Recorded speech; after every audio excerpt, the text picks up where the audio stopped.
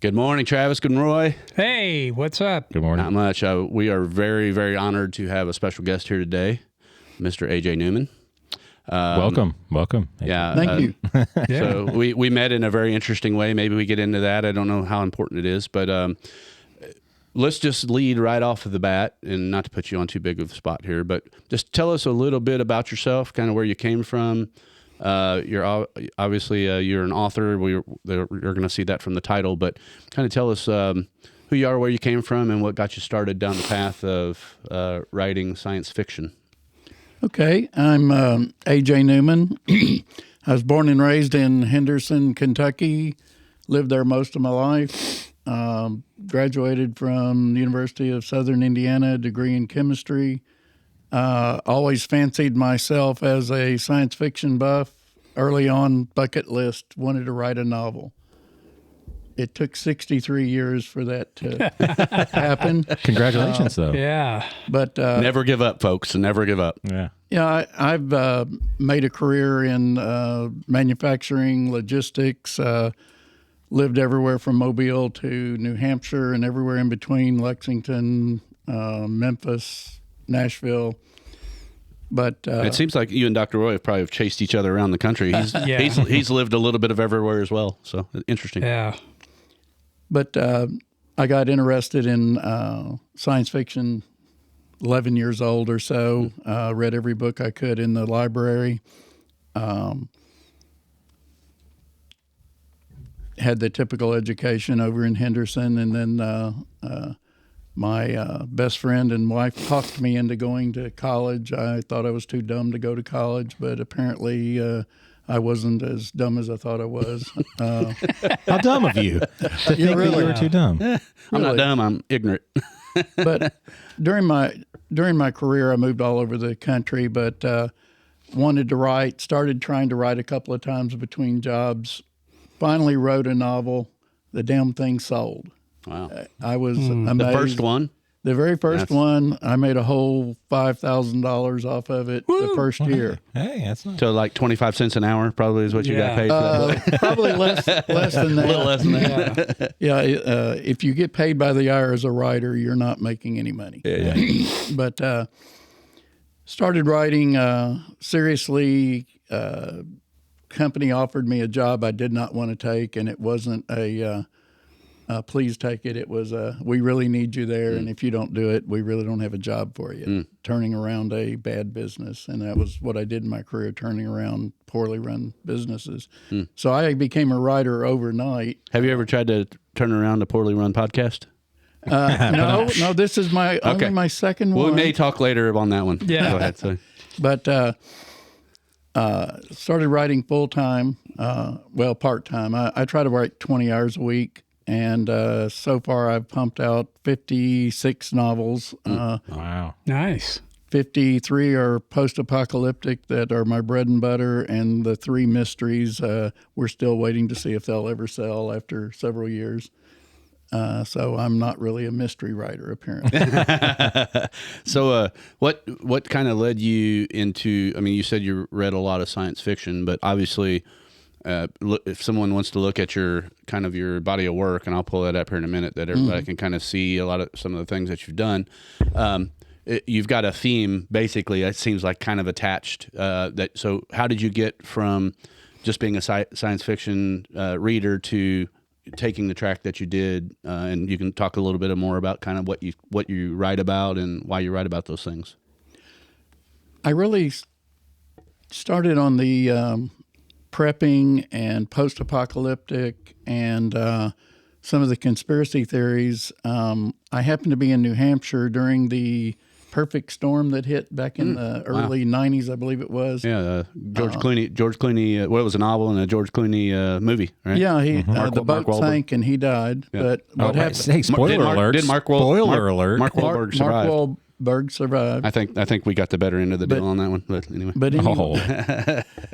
Anyway, those storms hit New Hampshire. And after living in Mobile, you'd think a hurricane would have been a problem down there. But moving to New Hampshire, the storm hit. We were without power for 4 or 5 days.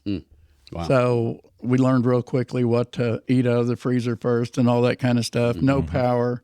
the building I managed had large generators roll in. All the trucks had, the reefer trucks to haul the frozen and perishable items.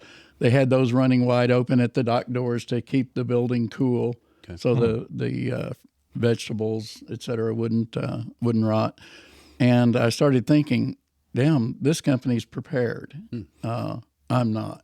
Right. Mm-hmm. And so I started prepping saving the water, food, 6 months worth of food, that kind of thing. And that made me really start thinking about what could happen. Even back in the 90s, you saw some of the things going wrong in the country. And at that point, I really didn't know whether the Chinese, North Koreans, Russians, or our own people were going to be our demise. What could happen? Well, what I learned in reading science fiction, everything from the old H.G. Wells into Isaac Asimov, those classic writers, if a writer can dream it and write it, it's probably going to happen because some idiot will do the bad stuff. Mm-hmm. The good people always try to prevail, but somebody's going to use technology for bad purposes. Somebody's going to use our armies for bad purposes. So that kind of stewed in my mind for several years. I started writing the novel in 1990, didn't publish it till 2013. Oh, wow. Wrote bits and pieces and changed it and updated it. What do you think took so long on that first one? Just your job and career and life? Or did you have, I don't want to say writer's block, but I mean, it sounds like it took you 23 years to write the first one. And now you're just like, it's just, you're a machine. Well, I wrote 78 pages the first 20 some odd years. Oh, wow. And kept changing it. It started out as an action adventure, and then it became more science fiction, and then it became a survival book. And I think what really led to it what took so long was life. I was making a living. I had child support. I had all the bills and things that go along with it. As a senior manager, I made plenty of money, but life just kept taking money. So you're working and you don't really have time with the kids and everything. You don't really have time to. Right. Well, you knew the money wasn't going to be streaming in to support the household. It doesn't happen out so fast for most people. Wow, that's really cool. What was the name of the first book, the first novel? The Adventures of John Harris was the series, and it was Surviving. Okay. And it was about a story about two ex-military guys who stumbled upon a plot to overthrow America by internal deep state actors. I didn't know what the hell deep state meant. How long ago was that? That was, it was published in 2013. I think you're a little prophetic, honestly. Yeah. So, man, we could go so many directions right now. Obviously, for me, when we first met, I felt like it was super, super lucky. Something just dropped. Mm-hmm. I've been, every day I get up and I walk and I'm asking, just trying to, where am I going? How does this happen? And me and my wife sat down next to you in a restaurant in Henderson, and we didn't introduce ourselves or anything. But I heard through the server that I think he was a pretty famous author. So I looked you up. And I don't remember the timing of that. I don't remember exactly when I reached out to you, if it was right before or right after the Western North Carolina, Hurricane Helene, right. All the destruction and damage. But it might have been right after. I don't remember the timing. But I tell you what, it's like, okay, so I look and see what what you're writing about, and you see something like that going on. I used to live in the Asheville area with my wife and my youngest son, or oldest son then. And I don't think, people often make fun of people who prep first and foremost. There's a whole culture of those silly people that the doomsday fanatics. There's all kinds of names, like people call people Trumpers, and then you got preppers, and it's the same derogatory thing. And like my first guttural thing was, I saw that going on. I'm like, I bet you all the people, because Asheville's a very liberal area, and but they're also they're country folk. They're city. They know more about rugged and outdoors, but. It's like, how many people do you think are making fun of the preppers now up in that area? Not very many, and that's one of the themes of all of my books. But I watched that Doomsday series on TV that was on about 5 years ago or so. But to be a prepper doesn't mean you're getting ready for the apocalypse. You could be getting ready for a snowstorm. Mm-hmm. We had a snowstorm up in New England. I was lived on Bloody Brook Road in New Hampshire, and we had a snowstorm that dropped like 28 inches. Highways were closed. We had to close our building down, which you never close a perishable distribution center down, but the governor shut the roads. And we weren't preppers at that time, because that happened about the same time as the storm that did all the damage. I did have plenty of water and probably a month's worth of food, so we weren't in any danger on something like that. But those things just open your eyes up to what could happen. And then working in, I managed the Shaw's Distribution Center in New England, and then I managed the Kroger Complete Distribution Center down in Nashville. Food all over the place. And I started thinking, well, we're a number one target if there's a major disaster. Mm-hmm. People will be flooding to stores to get food. If they can't buy it, they'll steal it. They'll take it. The distribution warehouses would be a target for people to loot. Yeah, so I imagine, there's several different things, levels that you could prep for things. There's the simple thing, like your power goes out for a few days. So what would you do if your power goes out for a few days? Well, what if it goes out for a week? What if it goes out for a month? And I think that one of the real problems we have in society, I mean, this podcast is about tyranny and human flourishing. We want to avoid tyranny. We want to go towards human flourishing. And sometimes people don't like having those uncomfortable conversations, like the what ifs. People are like, we don't want to worry about that. Well, our kids need to really learn the lessons of survival. I'm very lucky. I think we kind of had a similar upbringing. I was born and raised out in the county. Always had bird dogs. And I lived on kind of a family farm. Multiple family farms were all connected, and I could just get my dogs and take off with my gun and shoot quail, shoot rabbit. So that naturally gave me some street cred as far as just surviving. Same thing with fishing. If it was too warm to hunt, I was fishing. It was too cold to fish, I was hunting. Kind of that deal. But I think most people don't have that, nor do most. If you are raised in a family that they've never even talked about it, you catch a lot of people off guard. You're just something happens, and some people just never even thought about the next day. Like they're living day to day. They're have enough money to go to McDonald's or wherever it is that they're going and buying it. But how much food stable or shelf stable food do you actually have? So, I mean, I think we could go any direction with this conversation. I want it to just be a natural conversation.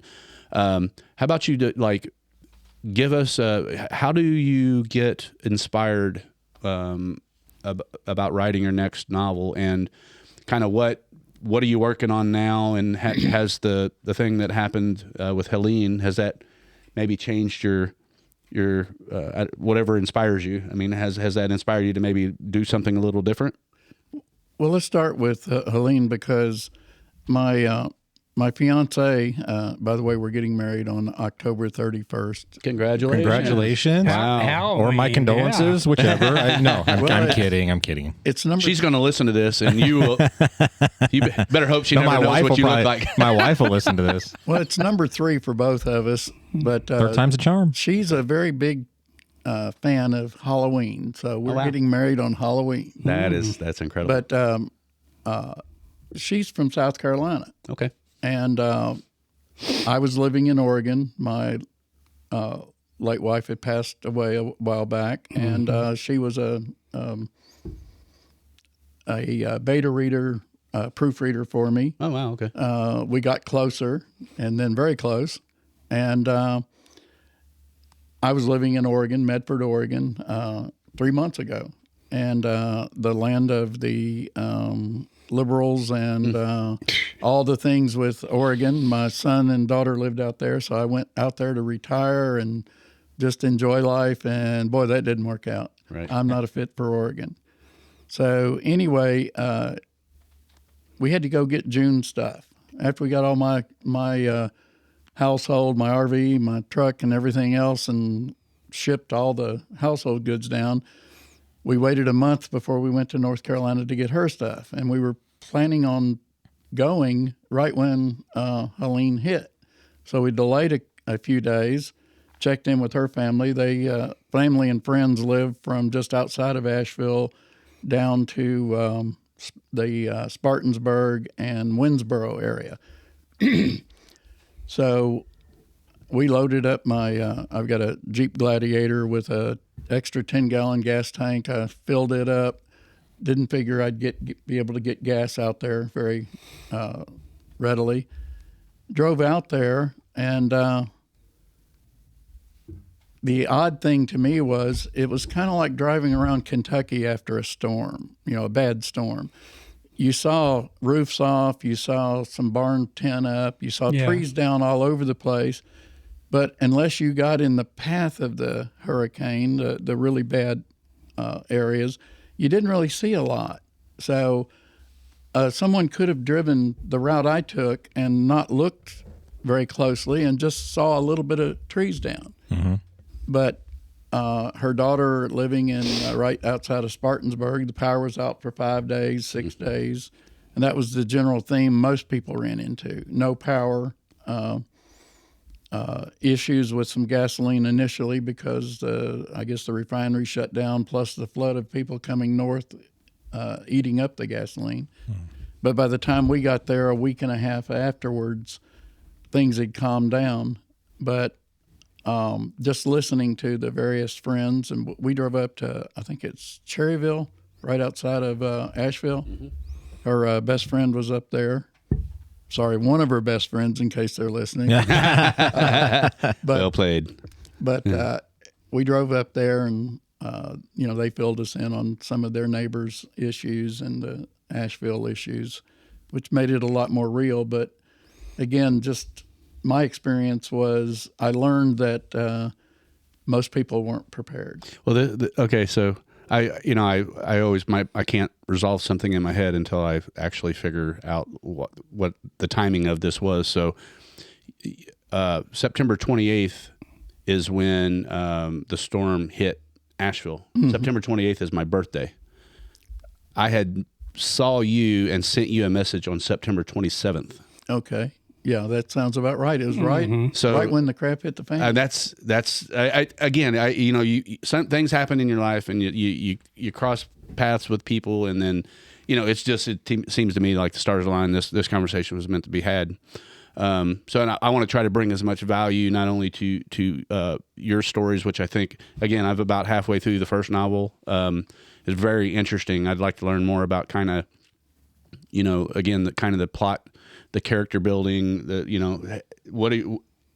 I know that people learn better from stories, and it's interesting that you've always been a fiction reader. Mm-hmm. I am a nonfiction reader. I have to struggle. I have to fight to read something not nonfiction.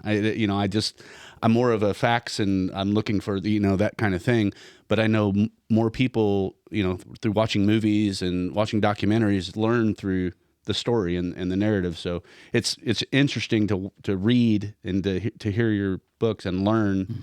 Like it's like I'm walking out through the, and living this scenario, which is really kind of cool. So let's talk about maybe some character development and I don't know if you got to what is feeding you now. Like, what do you feel like you're going to write about in your next novel or the following one, and anything having to do with what happened to the North Carolina area?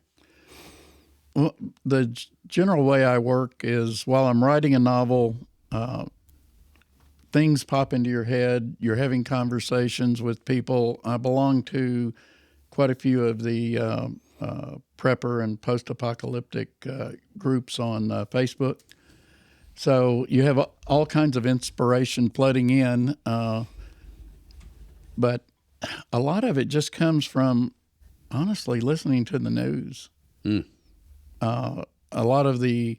There's a lot of doomsday there. So, I mean, yeah, you could probably, I mean, if you look at it right now, the former president of the United States is the most dangerous person to democracy. I mean, you hear that so many times. So the narrative goes. Right? And after 4 years of him being in power and not stopping the First Amendment, not stopping the Second Amendment, things of that nature, suddenly we have 4 years of every possible way to stop the First Amendment, and they'd like to end the Second Amendment only because the Second Amendment is the only thing that protects all the other amendments. Mm-hmm. So in just daily life, you start thinking about what could happen if just this little bit goes wrong, or if this person gets in power. And most of my stories don't really have like the president or the vice president, those people necessarily turning bad, but the characters below them, the elite rich, the unelected people, and then you have, if you think about it, like what happens if something goes bad even in say Evansville, Indiana? If a tragedy happens, who's in charge? The mayor. FEMA rolls in. But you always have these little tin pot dictators that were the sheriffs, the councilmen, things of that they're not necessarily bad guys, but they have their idea of how Evansville should have been run. Mm-hmm. So they get in power, and then they take over. And it's like, how do you put it best? They don't think of themselves as evil, but if you're against them, suddenly you're the evil guy, so you've got to be silenced or eliminated. So when I write, I think I've only had the president and the next president hanging from sewer pipes in a sewer underground as the hero got rid of them. But after that, it was mainly these kind of non-elected people. The assistant director of FEMA, I think, is one of them that probably a good guy to start with, but power. They get in power, and they know better than I know. They know better than anybody knows. They know how to raise your kids. They know how you should be fed. They know that if you've got a year's worth of supplies, that'll feed 20 people for 1 month. So they take your food. They take your car. Sure. A lot of the stories I write, if a guy has a car, he's driving along trying to save his family, had one trying to get from Oregon out to Henderson, Kentucky. And that's a weird storyline there. That's a weird stretch, yeah. Well, my son lived out there, so I visited a lot. I love Oregon, but not their politics. So you know the path. You knew the path that they would have to take. I know the path. Yeah. He came by tractor, by bicycle, and by car. But the bottom line was they've got a car. A senator and his wife and entourage want to take the car. So he ends up having to eliminate them as a threat and move on.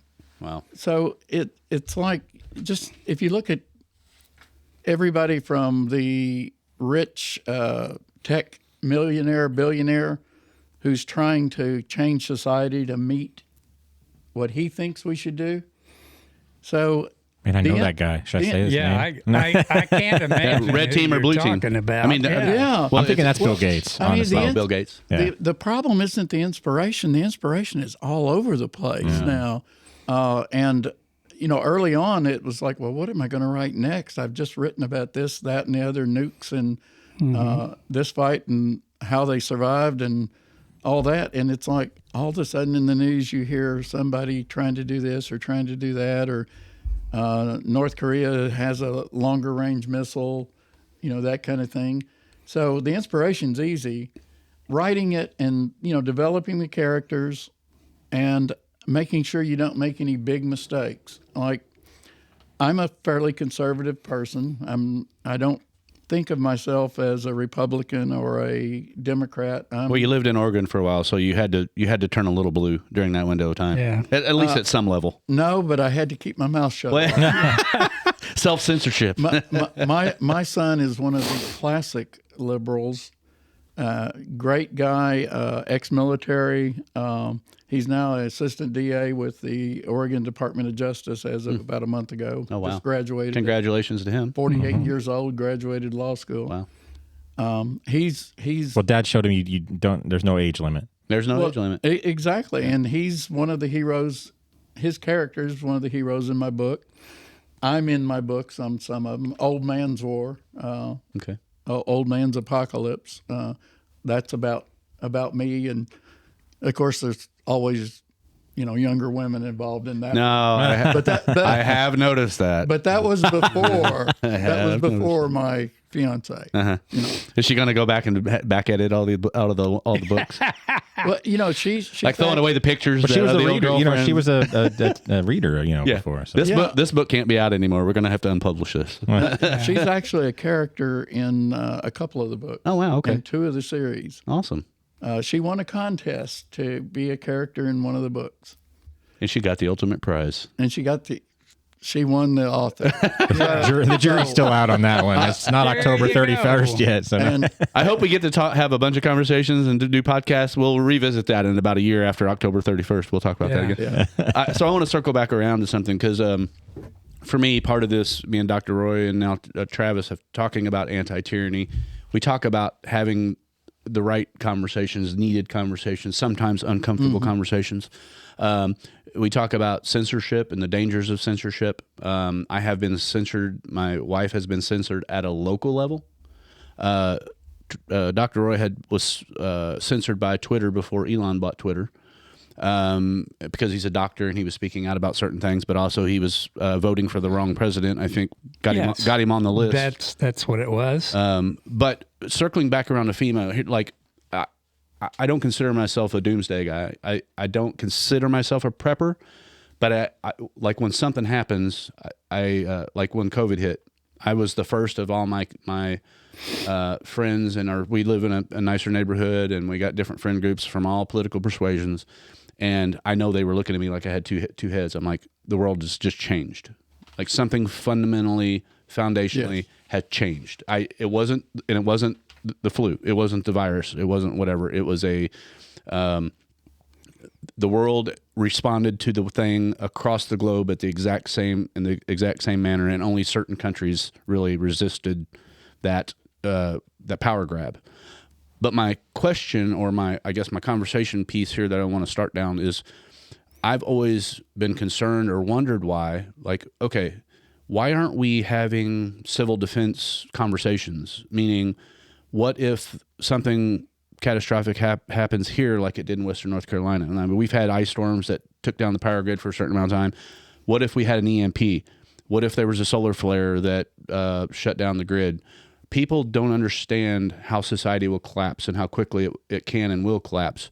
So I feel like if FEMA and these bureaucrats were doing their job, there should be some kind of a website that you can really go to and say, okay, well, if this thing happens, these are the things to expect from FEMA and from your local authorities. At the end of the day, and you know this probably as well as anybody, when the shit hit the fan in Western North Carolina, the people who were supposed to be local officials were probably trying to save their families and themselves first. A lot of them anyway. Yeah. Right. And so when that's gone, then you really are relying on yourself.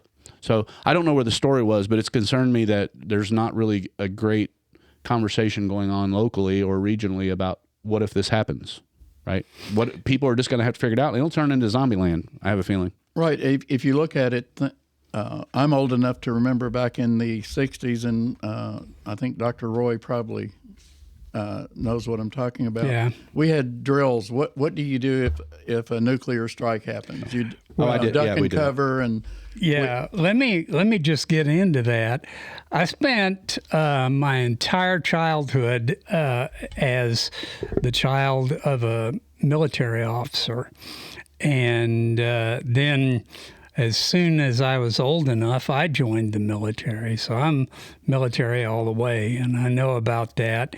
And consequently, the military does things a whole lot differently. Like, if you're going to do something, let's say have an aircraft out there for the Department of Defense or the Secretary of Defense to take a ride in, you not only have one, you have two others in case something goes wrong. So we had lots and lots of back stuff going on. But normal people don't think about that. They don't think about, what does happen if you lose power. Oh, the government's going to come and fix me. No, they're not. Well, I was Give 52. a crap. I'm 52, and I remember drills. It was still Cold War, so I remember Cold War drills. It was basically what if a nuclear attack happened, like we get under our desk and cover our head. I'm like, Yeah. Because that'll fix it. I don't, Yeah. That'll not quite- shield you. I don't know that was a plan, but at least, and I don't even know if that was a great way to scare us. I mean, it made us understand what was going on, and there was definitely an underlying sense that it could go wrong. I think kids have a lot of they've been made to be afraid of Trump through our bureaucracy and our education system at all level, because he's the next Hitler or whatever, even though there's no proof of that.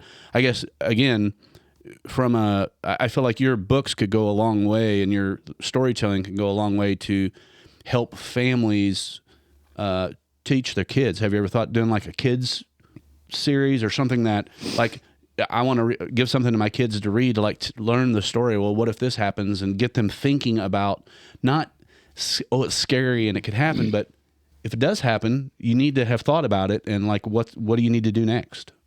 No, I don't. I haven't really thought about writing. I've thought about it, but I have two friends, authors, that write excellent books that are based on child characters. Okay. Mike Sears from, I can't remember, the little town in Kentucky. It's about 60, 80 miles below Henderson. And he writes one about a kid whose parents get killed by, or he thinks they got killed by, basically FEMA coming in and forcing people to relocate. Oh, wow. And then it's the story of him growing up. And then another one, Linda Zern from Florida, she writes a series about kids in an apocalypse and how they react. And it's kind of a lighthearted, funny story about a triple apocalypse that can happen, everything from zombies to earthquakes to nuclear war. But the point I'm trying to make really is a kid, say 11, 12, 13 years old, can pick up some good survival, some good prepping out of that. So I think that kind of meets what you're saying, but she's not intentionally trying to teach them. Well, yeah. So again, I know that not every parent is going to have, the level of conversation that we're talking about here with their kid. It's not comfortable. We want to have soft mittens around our kids. We don't want them to be afraid of the world again. And I'm not saying that's what we should do, but I just feel like, having been raised the way I was raised, obviously born and raised in a military family. I think you grew up a hunter and an outdoorsman. I think Travis is a city slicker, but no, I'm just kidding, Travis. Hey, I found Curly's gold. Yeah, and I had 6 years in the National Guard, so I got a little bit of military experience. Yeah.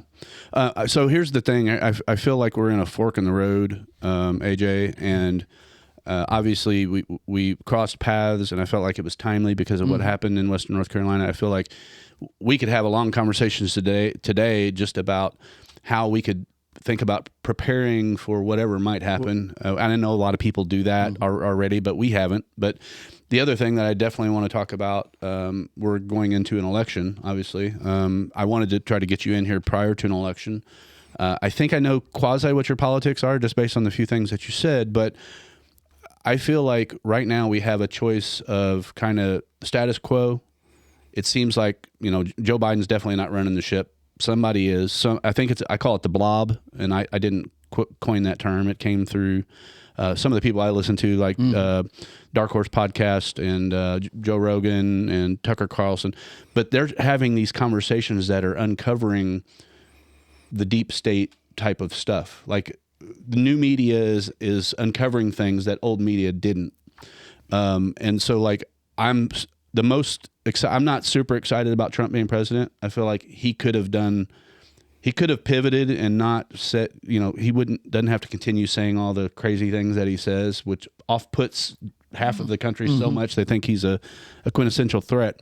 But I am very excited that people like Elon Musk and RFK Jr. and Vivek Ramaswamy and Tulsi Gabbard are talking about all of these different pieces of the blob. And basically the job for them would be helping to drain the swamp for real. And maybe that'll help us change narratives and be able to actually have legitimate conversations. I don't know. There's no question in there. So just feel like you can talk right over the top of that if you want. Well, a couple of things, backing up just a little bit on prepping.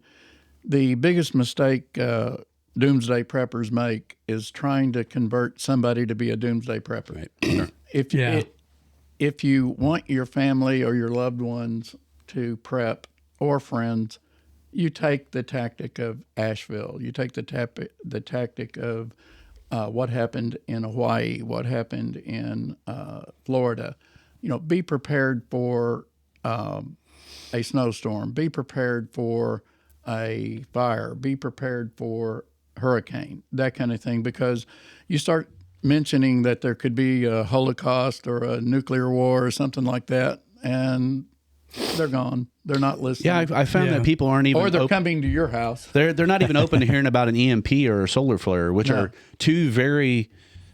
I mean, either one of those things could happen. I think the power grid is our most... 4 or 5 EMPs launched from North Korean ships off our coast.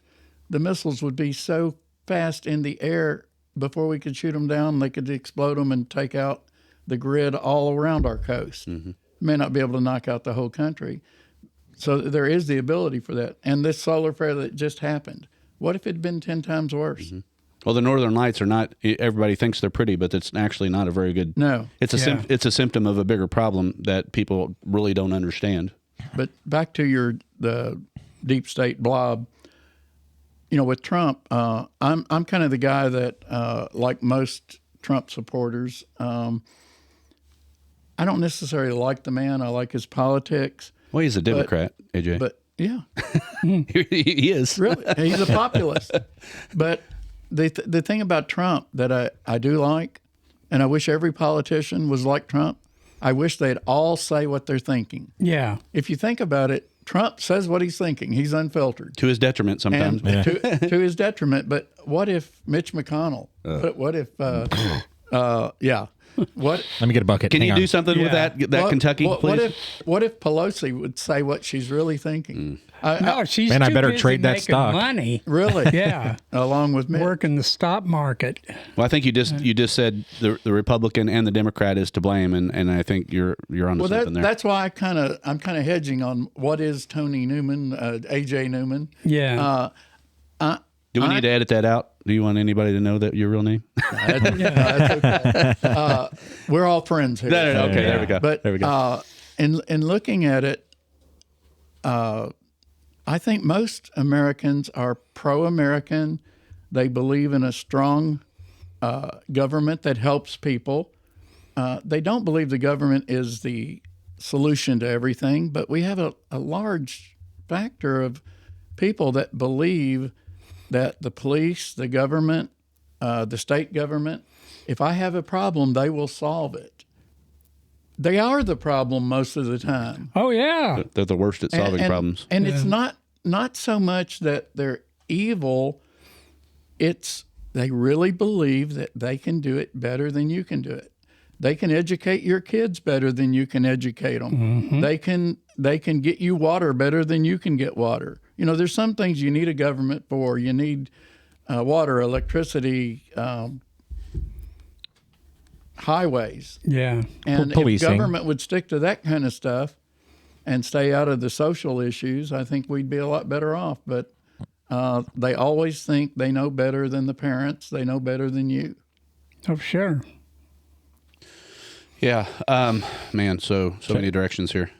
Chad, I was just saying we have a lot of talks about the education portion of it. We have kids that are currently in the education system, and but I mean, I don't know. You know, we talked about we were talking about prepping and how that we talked about radios, communication, water. You know, we had a lot of talks before we even started today about ways we could go. So the Western North Carolina story. How closely are you following that? Are you in groups that are? I'm in a couple groups. There's a good Swananoa Facebook group that has been very people on the inside, people on the outside, communicating, trying to get supplies to each other, trying to rescue friends and family, trying to make sure who's alive, who's not alive. All these different things are going on. To me, I'm wondering, like, what is someone like you, the lessons that are learned and how that turns into a story? Like he and I are, the things that I've read on Swan, the Asheville, Western North Carolina thing is what has happened to those people whenever basically everything washes away. The groundwater is not safe. And I think I've heard the groundwater is not drinkable in many instances. What does that mean? So if you're stuck on a mountain and you can't drink, unfortunately there's dead bodies, there's sewage, there's all these different things in there that you don't know. But how do you take that and learn from it and kind of start preparing? He and I have started looking at, we're looking at ham radios, which are much more expensive, but like I bought this one, like whenever all the stuff hit with COVID, these are like my emergency radio or something, like $150. But we don't even know if this is good enough. Like if cell towers go down, I don't know if that's going to work. Some of them that you have, if the cell towers go down, they don't work. Well, cell towers were one of the first things that went down during the thing. Sure. So Elon Musk had to helicopter and drop in internet for people to be able to communicate. I mean, so communication, what I basically am trying to get to here, I think communication is like number one almost. At least in an emergent situation. If you're stranded, if you're somewhere, you need to be able to tell people you need help. Right? If you need medicine to stay alive, obviously medicine becomes very important to those people. You can't live very long without water, but you can live quite a ways without food, and just a little bit of food can go a long way if it's right. But I don't know. So you tell these stories about the prepper's journey. And like, what kind of training or, how do you kind of know what to say or know how to guide people about that? Like the one story I'm listening to, American Apocalypse, and basically the main character is having this ongoing conversation with the mother or grandmother, and she's telling him, do this, do this, do this, do this. Where did you get that? Here's what you need. Where did you get those things? Where did that come from? Well, I think that a lot of it is just everything from military training, studying chemistry, hunting, fishing, and then, I think I said back in about 1990, I really started looking at prepping. I bought... started off like most people. I bought the Army Field Manual for survival, learned how to make traps, jungle warfare, what do they call it, asymmetrical warfare, that kind of stuff. Mm-hmm. So a lot of it is reading.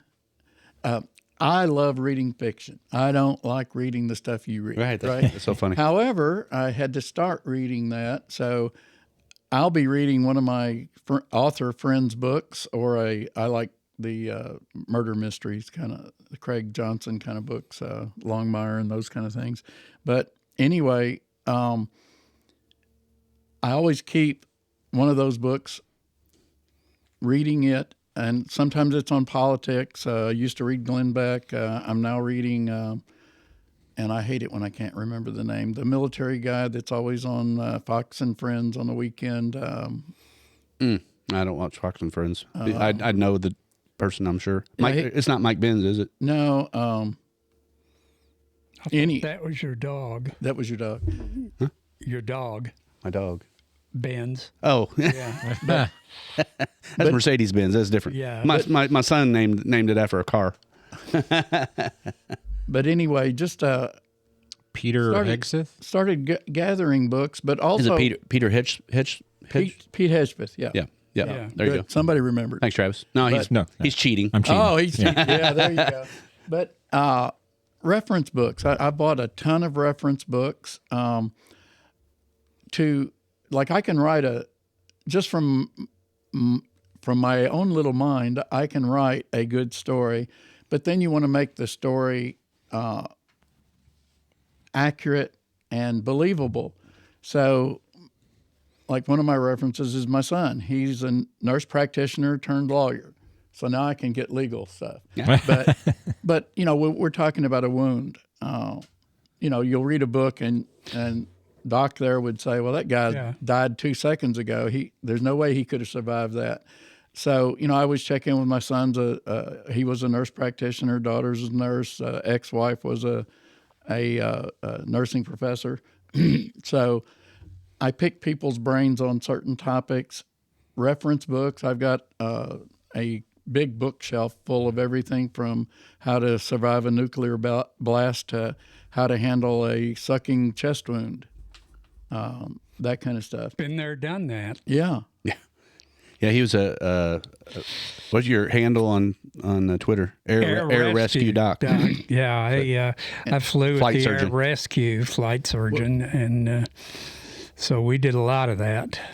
Well, as the general manager, the head guy of several operations over the years, most companies have you have a certain percentage of your crew be first responders. Most industrial accidents are minor, but some are enough that you're going to save somebody's life. I always made sure that I was one of the ones that took all the first aid training, CPR, all that. And I haven't used it to save anybody's life, but I did save a dog's life. Oh, wow. Yeah. He was bleeding to death, and I taught the guy real quickly how to stop the bleeding, applied some wound seal, that kind of thing, got the dog there. He was a great dog. But with people, I've done the Heimlich maneuver on my ex-wife. She had dementia. I was a caregiver for about 4 years. Wow. Had to do the Heimlich maneuver and expel the piece of chicken that she was choking on. Wow. But a lot of it is experience, and then some of it no one person has the knowledge of every bit of what can happen in an apocalypse.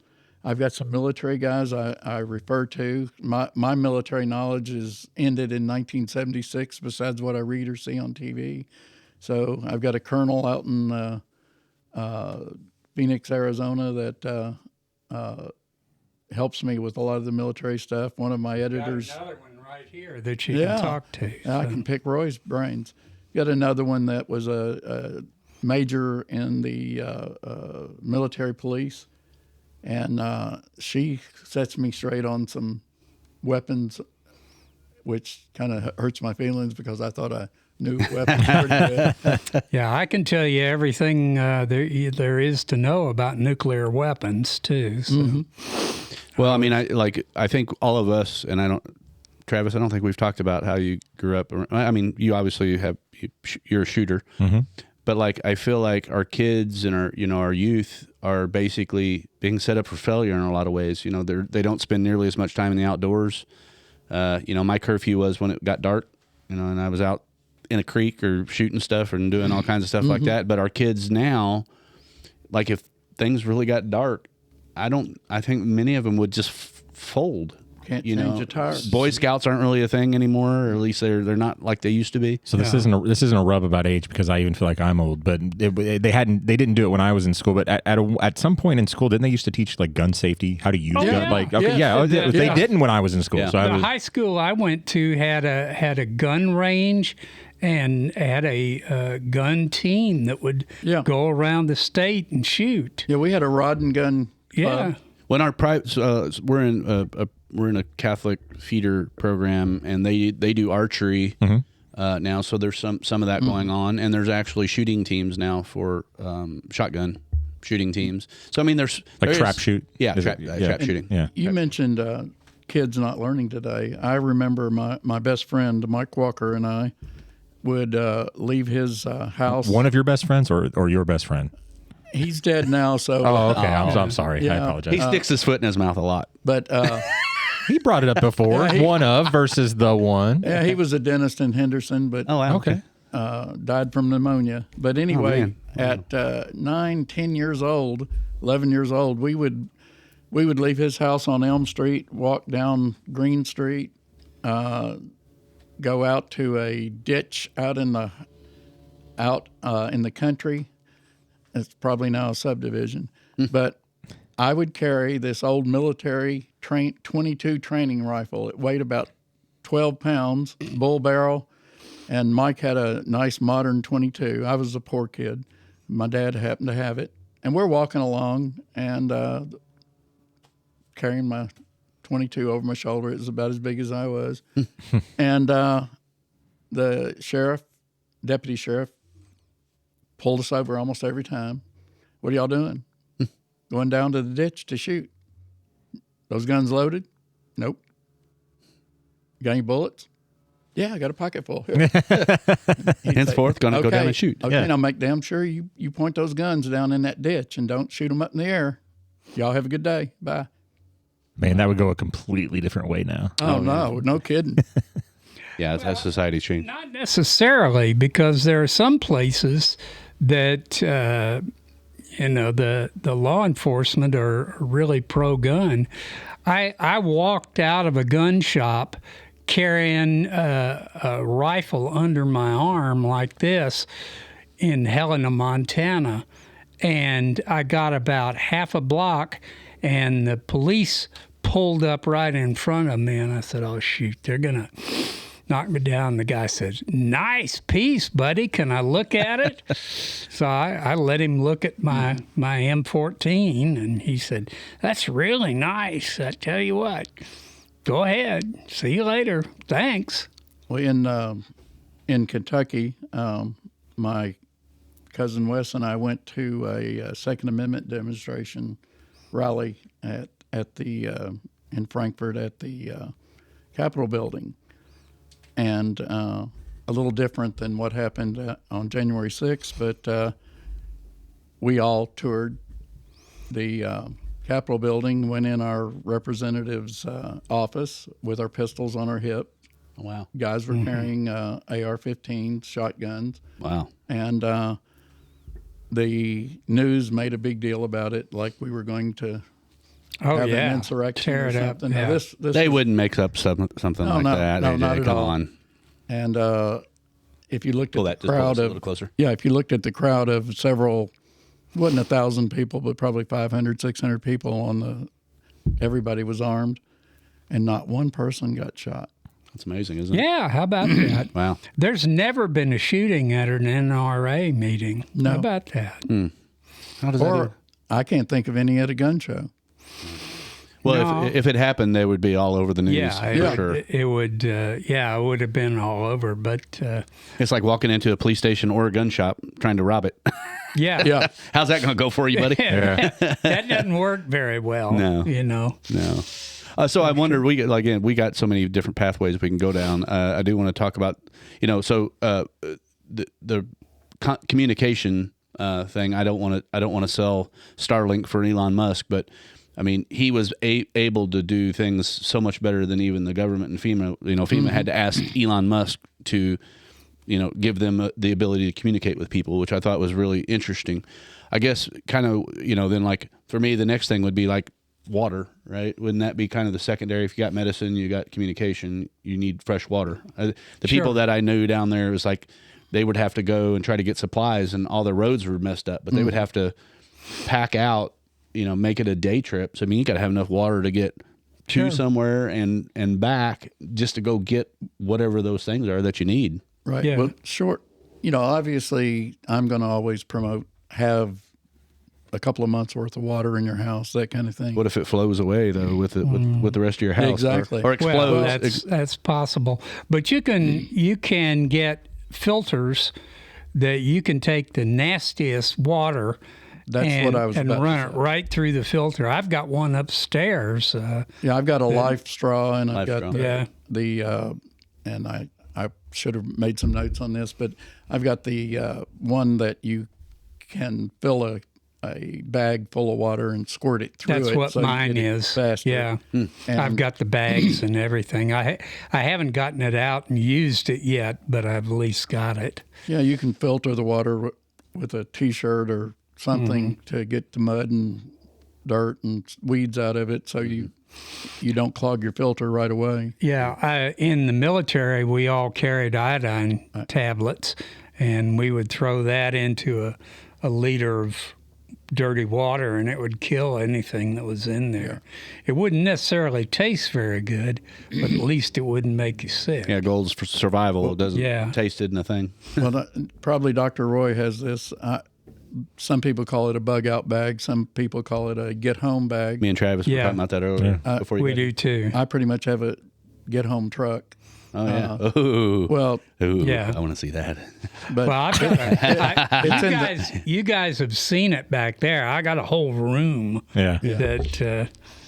So are we going to tour the vehicle after the podcast today? you're welcome to. I'm very excited. But I always try to keep a bug out bag in each one, and it has everything from literally from fishing gear, protective equipment, knives, food, water, and the life straws. I wish I could remember the name of that one because it's so much. A life straw is good for very short term, but this other one lasts longer. And if you have more filters, Well, you get it to me next time. Hopefully, you come back and talk again, Yeah, and we'll definitely get I the just list. bought that one, and it's upstairs.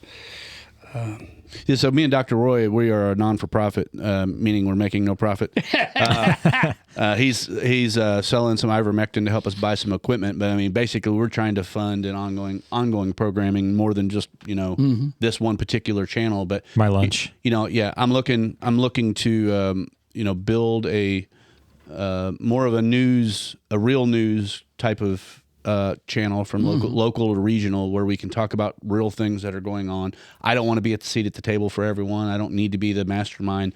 I just want content that's helpful to everyone that we can learn from. And like if something does happen, who are we holding accountable to how we're going to respond to those things? We've just had it seems minor now in hindsight, but we had an issue with the water department here in Evansville. And they had this big project going on where they were going to cut a major pipe, and it was going to affect our neighborhood and area for several days. Like we were potentially out of water. Well, it turns out we were out of water for 5 days, and they didn't tell us that they were going to do it. They told the school that's up the street. They didn't tell several businesses in there. And me and my wife both got critical of the local water department. And, of course, there are people within the government that came out were defending how they do things or whatever. They end up censoring and removing the thread off of Facebook 2 different times. So a local official has the finger on the button. I mean, Dr. Roy and Travis have talked about this to not allow us to have the communications that can hold that bureaucracy accountable, but also potentially solve the problem. Like anytime you censor a conversation, it might be a dumb conversation. We may be wrong about some of the things we say, but like you have some things you just have to know. You have to hear because what if what if there was a pregnant woman or a woman that just had a baby and they she didn't know about the water contamination, and she fed her baby with contaminated water. It's like it's just not safe. These public safety officials are supposed to be keeping us safe, and they're censoring us because they don't like us talking bad about them. You know, I don't understand it. That's a little bit of a rabbit hole.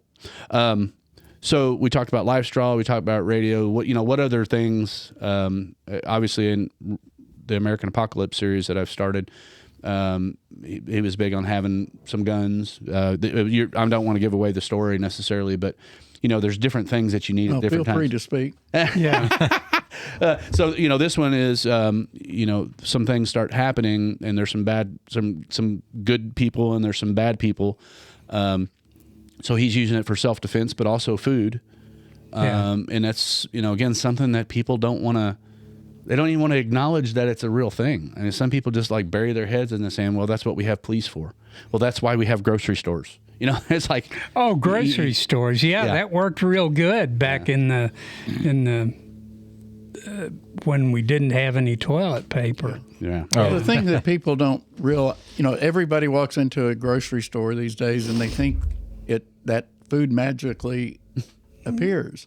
Having ran distribution centers that we shipped in every day to Kroger or Shaw's up in New England, the stores have about a day's supply of perishable items, maybe 2 days, 3 days tops on certain items that are longer lasting. If we stopped shipping, a store would be empty in 3 days. Shipped meat every day, shipped fish.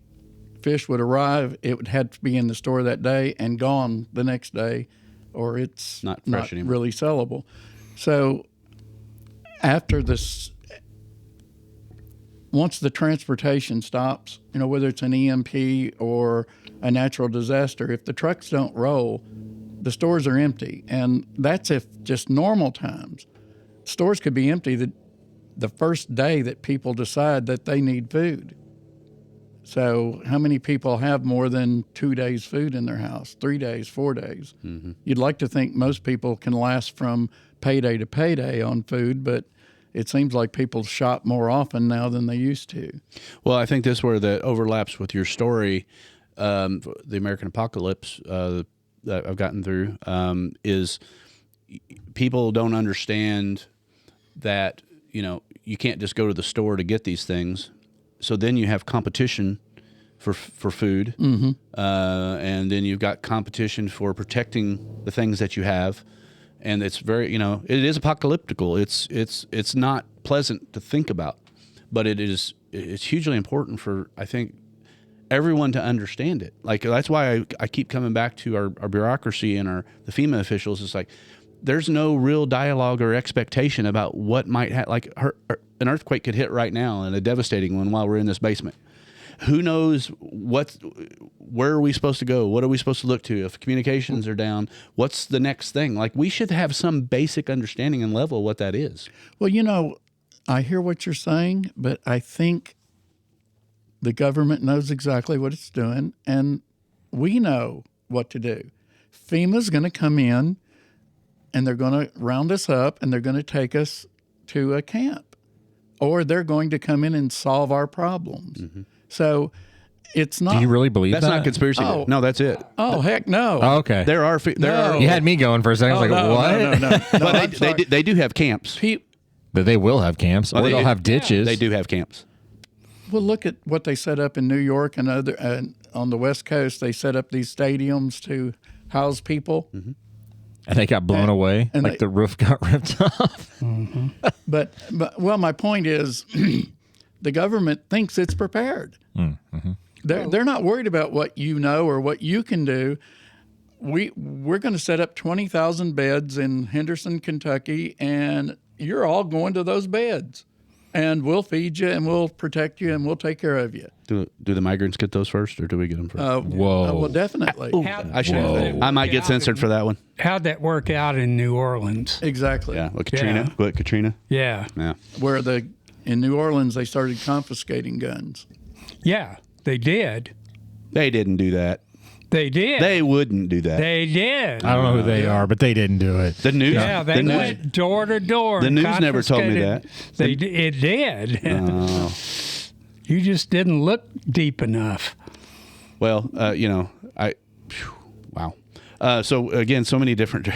What do you think? What's the next? What do we need to talk about next? Like, I don't know if we really got too deep into like your next series or how you might be inspired by. So do you when you're putting together an idea for a novel, and something like what happened in Western North Carolina happens. It's, to me, as a marketing person, it seems ripe with opportunity because you're already really good at writing books pretty rapidly, I think. Like, and you can learn and study exactly what happened and say, kind of tell the story, like retell the story in a way that's, what's the word that you use? Not doomsday or not, what is the word that you use about prehistory? Prehistory. Okay, say a little more. Well, tell us what you mean by prehistory. Well, prehistory is like what I said before. If a person can think about what's going to happen, I mean, people have written stories about shipwrecks and everything from going to the moon back in the 1890s to shipwrecks to hurricanes. We could talk about Terminator series. Yeah, Terminator series. Or Armageddon. Anything like that. Yeah. And, there's no way a robot is going to ever pull a gun on anybody. Well, they're doing it now. Yeah. So if it can be thought, it can be done. And it's just... these Tesla robots that just recently they showed, that's crazy. The Matrix? It scares the crap out of me. But you don't want to write, like I wrote Extinction and Immune. Okay, it was going to be a 6-book series on who would have thought that the Russians would take a coronavirus and splice in some Ebola DNA, right? Okay, and it escaped the lab.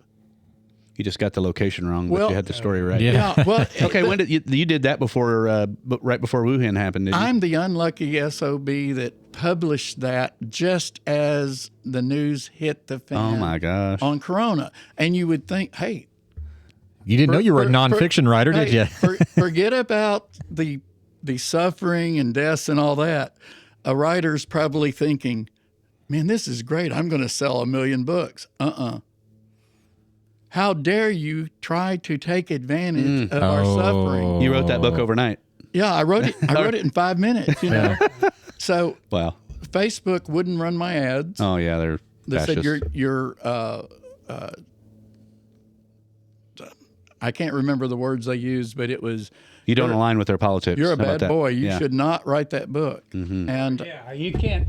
I can't tell you how many times I got shut down for ivermectin. Yeah, we got several YouTube videos taken down because of ivermectin. Yeah, and I went on the theory that the characters who survived were immune. So the first book was killing the world and surviving. The second book was the main character finds out that he's immune to it. He's wondering why he and a few other handfuls. Well, guess what? There's a lot of rich people that knew this was coming, and they want his blood. Yeah. To make that's an I am legend kind of along the lines. Vaccine. Yeah. So anyway, you can be too far ahead of your time if you piss the wrong people off. Because I've been banned on Facebook several times from putting ads on stuff like that. I consider that a badge of honor, Tony. Well, I do too. Yeah. So when you're prophetic in certain things.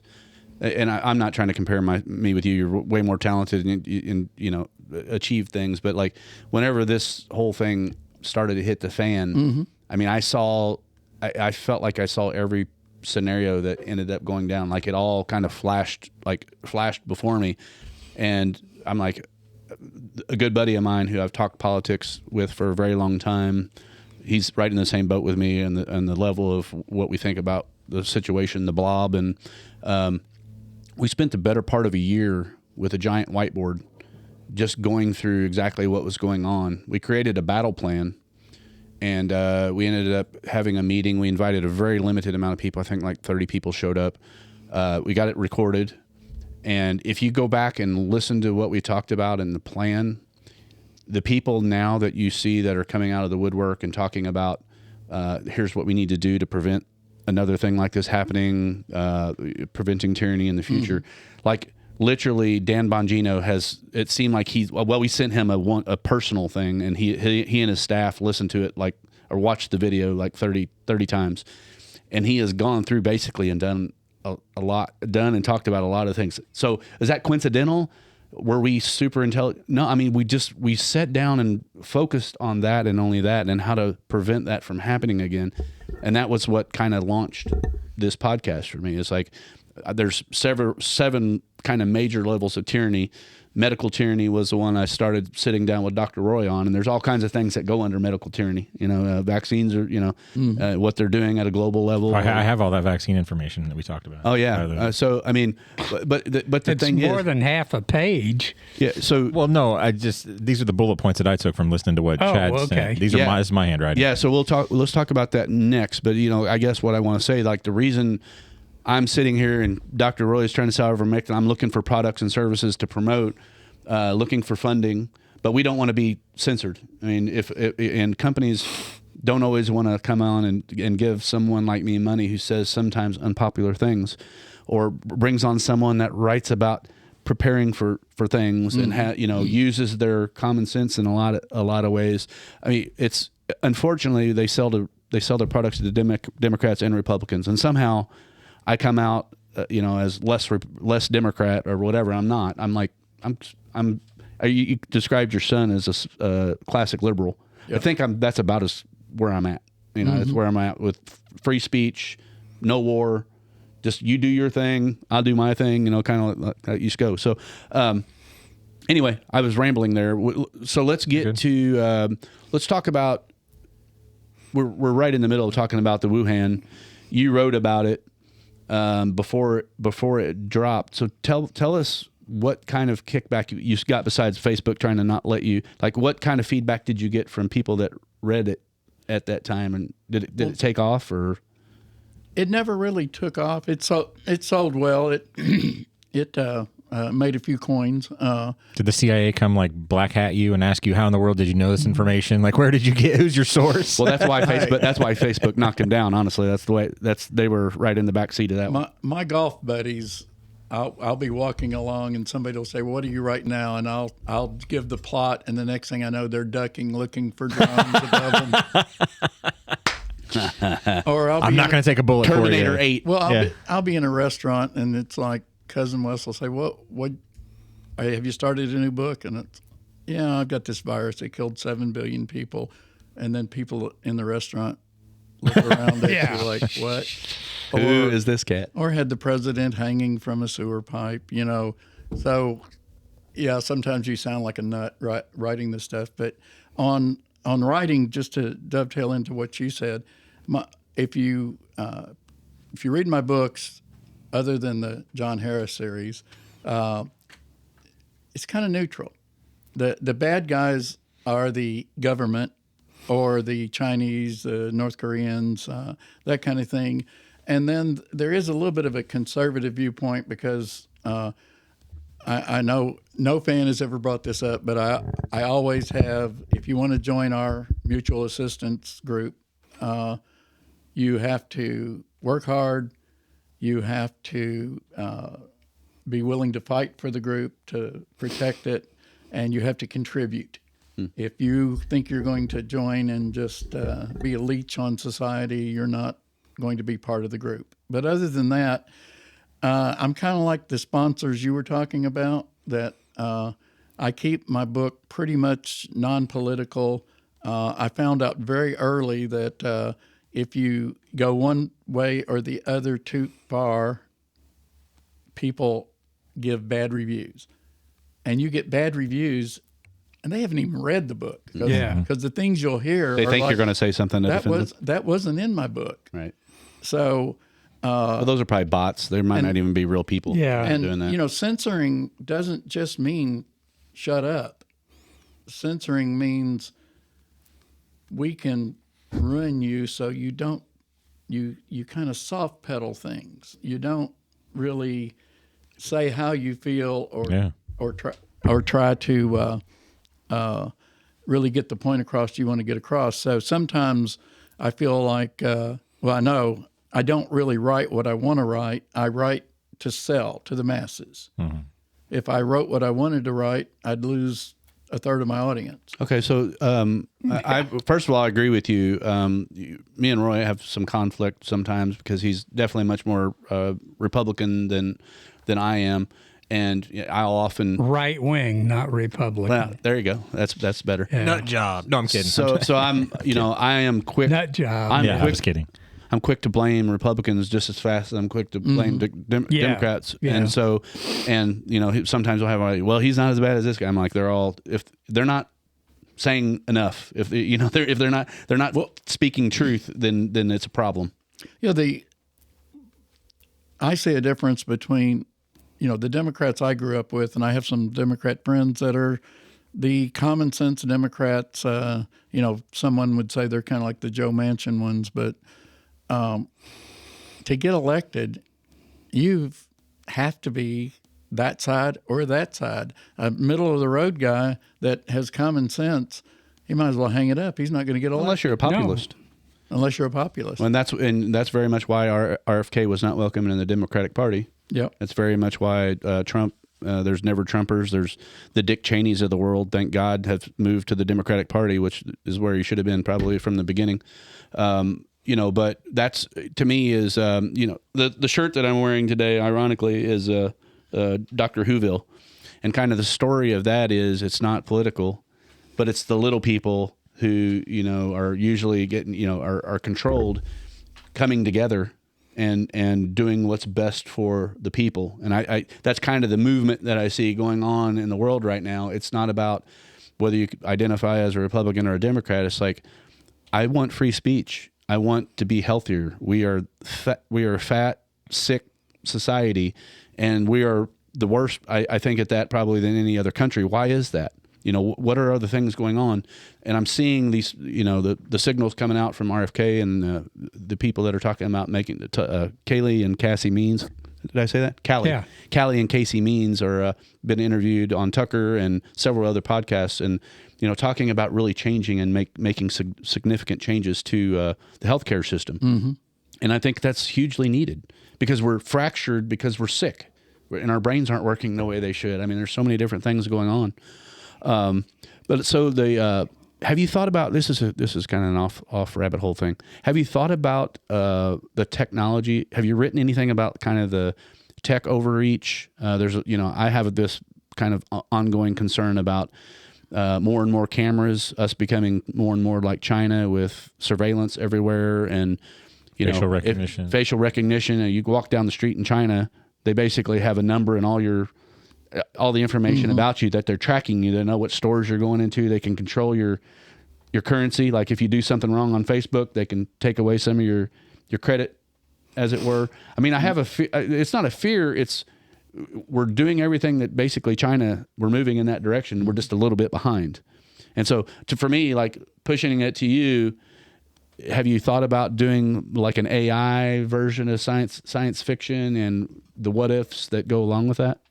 I think I mentioned I have a whiteboard that I put all my thoughts on for stories. Oh, you're a whiteboard guy too. Oh yeah, Yeah, you haven't mentioned it, but you just won chat over even more. Got your own whiteboard. Oh no. Yeah.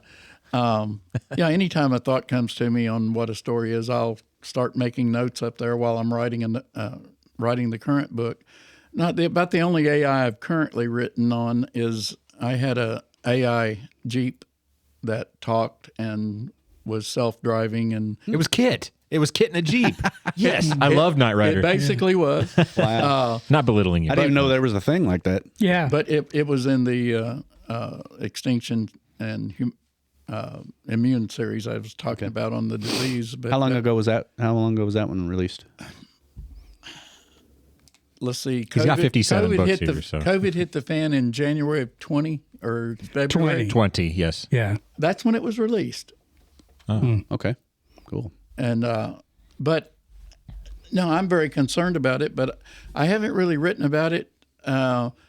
When you think about my books, they're post-apocalyptic, so whatever happened has happened or happens in the first few chapters, and then it's really survival after that. So if you really look at it, I write survival books, but that's one of the changes I would like to make. to write how it happened, what led up to it. So I've been thinking about that, and I've got a couple of them that I call them more political, even though I won't brand the people who do it. But yeah, it's like, how did the people gain control? How does the deep state really work? How does it get control? It gets control by traffic cameras, by cameras in airports, cameras everywhere.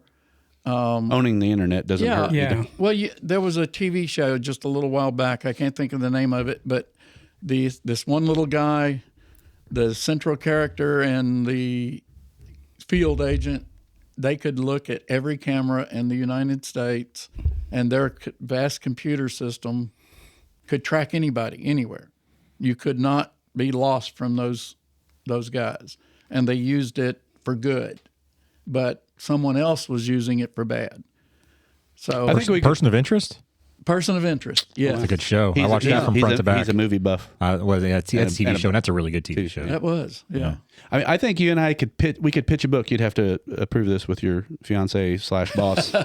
Like Elon Musk as the kind of the hero character of getting us off the grid, of being under the thumb of government surveillance and technology. Mm-hmm.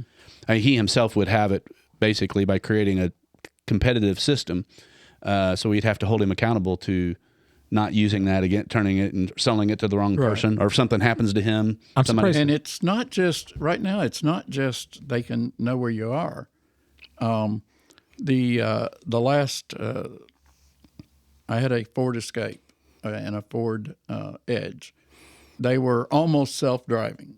They would let you know if you were off the. They'd buzz at you if you crossed the line. They'd buzz at you. Actually, the steering wheel would. The steering wheel would rumble. Yep.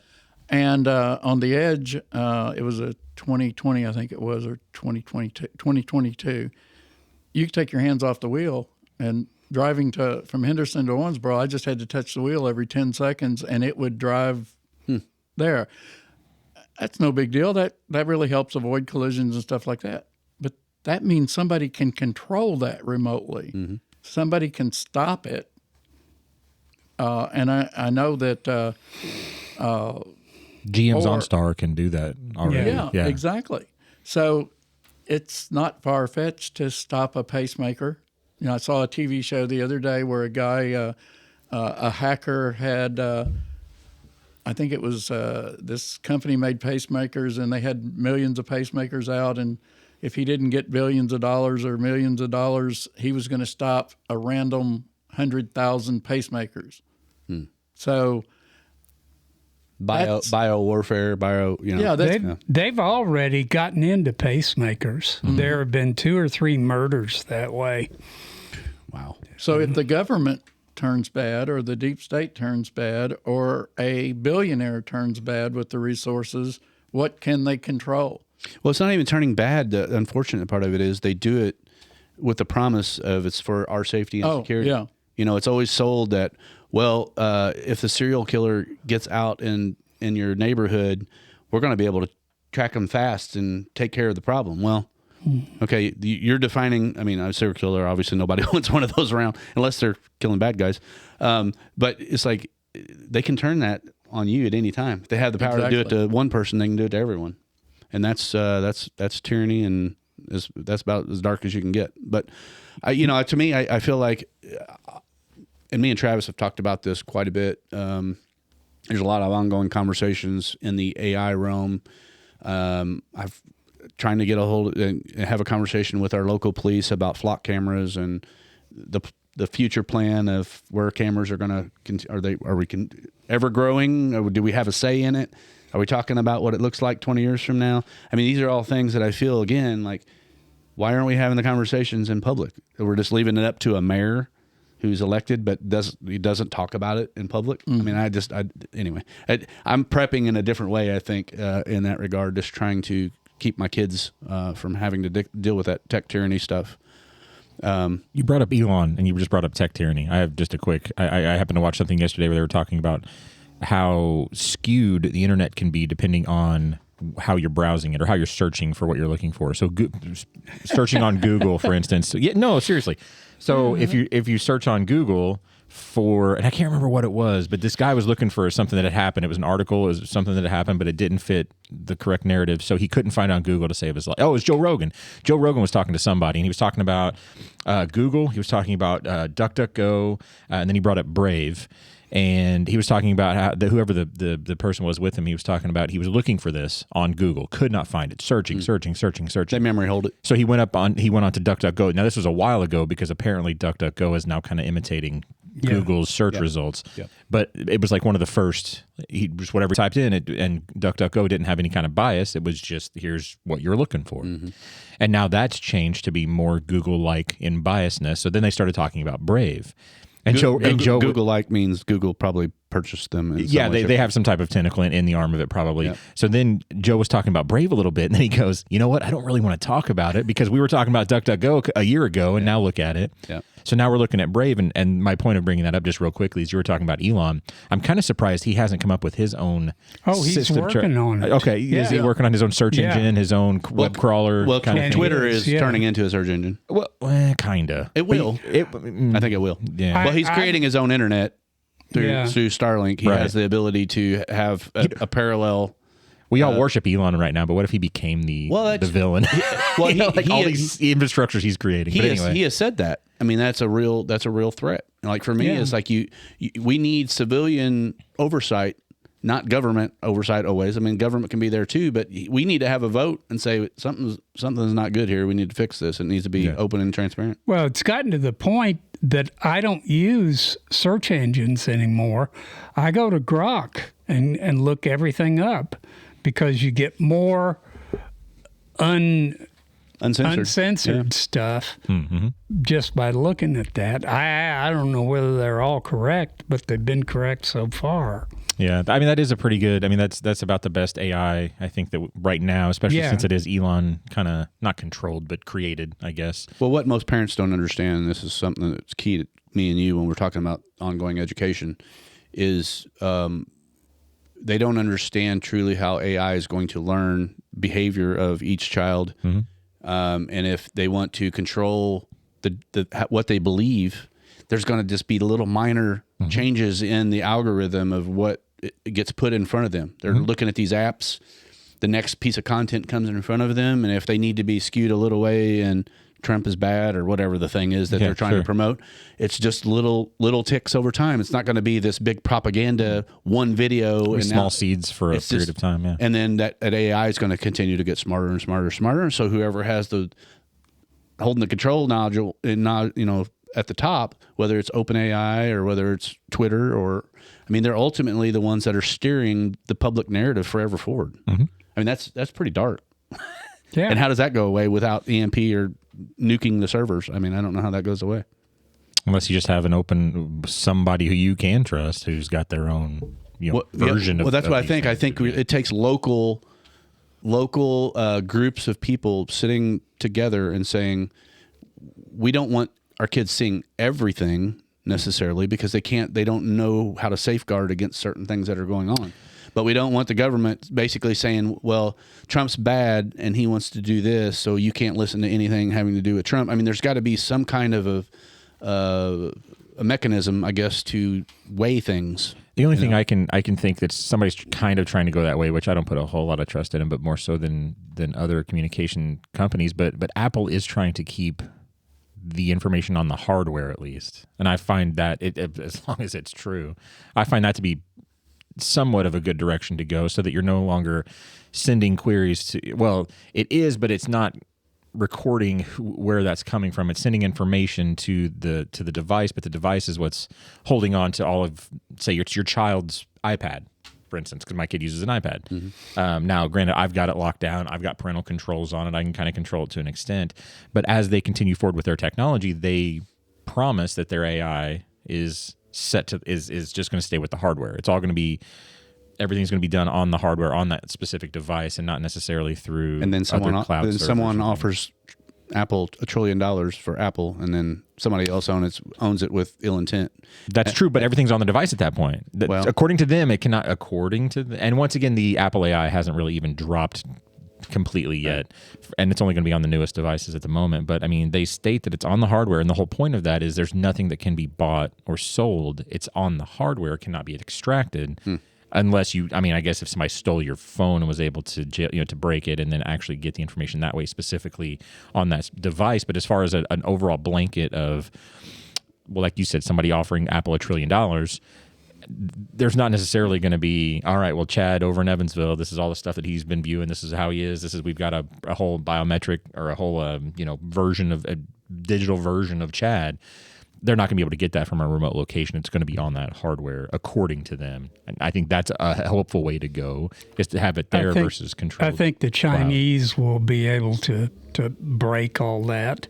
You say that. I was watching another thing. You got me down a rabbit hole with the thing you sent me. All the apples are made in China. I did. When you sent me this, I started getting, I watched this one podcast about the vax deaths and everything, and then from there it became a doom reel and a rabbit hole of all this stuff. But there was a guy talking about how his mop vacuum in one came from China. It has wireless connection so he can control it from his phone, and he was able to backtrace the packet sends to a Chinese cloud server. And he said it's not doing anything harmful now, but that thing he could be intrusive enough to take over his entire network if whoever that controls that Chinese cloud server. Anyway, AJ's he's taking notes. I know. I see, and I've kind of harangued, kind of pulled all the reins on the conversation, so I've just kind of gone on a weird tangent. But ultimately, you were talking about the AI. I was just saying I think the direction that Apple's trying to at least take to keep it on hardware versus on getting cloud systems and software. I have to look more into that. I don't trust Apple, but that's neither here. Yeah, did you have something that you wanted to add, or is that future book ideas that you're doing? Both. Yeah. Okay, the Israelis and the Palestinians. What was it? The phones and the beepers. The pagers and beepers. Pagers. Yeah. Haven't said pagers in a long time. I didn't even know that was a thing anymore. But okay, so one of the companies I worked for, that I retired for, we rebuilt Apple phones, the iPads. If you returned them, you didn't like it, you returned them, we would run a test on them and say that thing's never been used. They just didn't like it. Or this one has been used and we wiped the memory. This one has a cracked face. We replaced the face. So I know a little bit about those, but what dawned on me when he was talking, it's like, okay, could I make the plastic inside of that into an explosive? Sure. Sell it to the U.S. military, Apple phones, Apple iPads, and then find out the phone numbers for certain officials, military, blah, blah, blah. Mm-hmm. Boom, boom, boom. Yeah. I would think that would, the charge, if somebody's on it, that's a big That's enough charge. Exactly what Mossad did. Exactly. Is that, and this was planned like 8 or 10 years ago, that each one of those pagers would have a very tiny amount, less than that big, of PTN in it, and it was set up to a certain code, and they just tapped it out, and it would blow up. I mean, how hard would it be to put a bioweapon, some kind of a little bit of something that just releases through a signal or through being on the phone for any period of time, and it just releases just a little bit of whatever it is, or a nerve agent. Yeah, whatever. I mean, it seems like it's nerve agent's a little better, but you could always do something like anthrax that way. And if we're thinking this. Yeah, somebody else is doing it. Oh, yeah, there's no doubt. We're sitting down in Roy's basement and Roy talking about Roy in third person. That's pretty cool. Yeah. So the Roy. Maybe there's luck that happens. Everything doesn't have to happen bad. So if all the military, political, everybody across the whole world, if each one of them pushed that button at the same time, we could start over. Hey, how about that? Yeah. Well, my doomsday brain goes, okay, so now our government or whoever the overlords are, the blob, basically can say all Apple iPhones are now a threat, or we don't know which of these Apple iPhones have been turned into weapons or whatever. So then they just shut them down. Yeah. You know, that's a fairly real possibility. I mean, they censor people from internet without any kind of formality. They just basically, you know, it was a list of 200,000 people that got deplatformed from Twitter all at one time. Yeah. Well, on January 8th of 2021, there were about 200,000 of us that got kicked off of Twitter. Yeah. Because they voted for the wrong guy, and I don't know, were you saying something critical of? No, I didn't say the January 6th anything. thing. Yeah, You're just probably just as history. You're on the wrong list. Yeah, I was on the wrong list. And for the Apple part of that, just to shut specifically those down, they'd have to get into the iOS somehow. I mean, that would have to be Apple allowed almost. Unless you had the phone numbers. No. Unless you had the phone numbers. How in the world would a government be able to shut down just Apple phones entirely throughout the entire world without some type of something that Apple did? Unless they had the cell phone numbers and they specifically disabled all of the numbers. But the hardware itself, the only thing constantly communicating with that hardware would be the iOS. So, I mean, We're getting down a tech rabbit hole. Okay, sorry. Yeah. it's now. I mean, that's all that's made in China.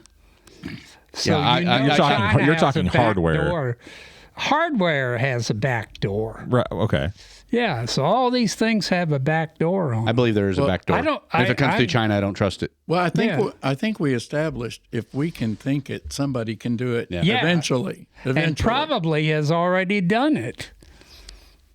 Now Travis is going to spend the next several nights of how could this happen? Yeah, So that's why I keep a piece of tape over the little camera on my laptop. Yeah, that's why he gives. Yeah. And I just don't care if somebody wants to see me in my underwear when I'm at home or something, then that's their problem. They're the ones going blind, not me. I just got a picture of something I didn't want to ever think about.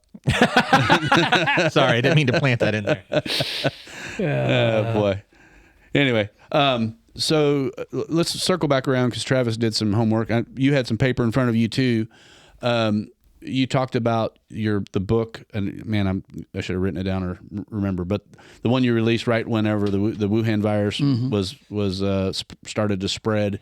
You can't call it that. So me and Dr. Roy started sitting down to prevent the next wave of medical tyranny, and we have several ideas about how we could potentially do that. We've both started building our Rolodex of doctors who we look at, we're trying to be critical of. I'll hear signals and listen to somebody, I'll send it to him, and he'll call him a woo doctor or something, and then I'll keep listening, trying to hone down, like, who do I trust? If another Wuhan 2 comes down the pipeline, something different. There was signal bearers, the Robert Malones, the Peter McCulloughs, the Pierre Corys, the Roy Arnolds, the journalists, and the Dark Horse podcast people. They started seeing signals and were throwing like, whoa, slow down. We're not hearing it all here. And instead, the emergency authorization for vaccine became the thing that they had to push all side treatments aside. Ivermectin being a portion of one of those, with hydrochloroquine and some other zinc and other vitamins, I think were important to that. But our job, I felt, was to prevent the next wave. Like, we need to assemble a team of people that if it hits the fan tomorrow, we'll be in a think tank with that group the next day. We'll start asking questions. They'll be looking at signals from other countries like they did. They weren't getting the same signals that our health officials were getting here. At the end of the day, what people don't understand now, because you have to report on this might happen again, there's a mass of people that still believe the COVID vaccines were necessary and they were good. And I sent Travis a clip to a podcast, and can you remind me? I've got clips in here. I'm trying to remember which one it was. Did I? Oh, hang on. I can find it pretty quick. I might have a clip here. Let me see if this is the clip. We usually play a clip or two. It was excess deaths and how authorities did. Oh yeah, for Dark excess Horse deaths. Yeah. Okay, that was the one. Well, I've been through that 2 or 3 times, excess deaths in the United States and also excess deaths in the Southern Hemisphere. Was it Ed Dowd? Yeah, Yes, you have it. Ed Yeah, that's Dowd. it. The one you have on your That's the marker. clip. Ed Dowd Yeah. was the guy who had done all that stuff previously, especially in the Southern Hemisphere. There were like 27 million excess deaths in Yeah. the Southern Hemisphere. So I'm going to play a quick clip, and then I'm going to play the clip, and then I'm going to let you. This isn't going to be a super long one. I'm going to play it, and then I'm going to let you kind of give the summary of what you Dowd did there. Dowd is a mathematician. Yeah, his story is really interesting. If Yeah. you get all the way to the end, it talks about why he is doing what he's doing, and it was because of something Yeah. that happened to him in his journey. It turned him into what he's become here. So let's listen to it and see if it resonates. Adjusted and whatnot. But so the number for 21, 22, and 23 was 1.1 million all-cause excess mortality deaths. Okay, Just repeat that so we can get it.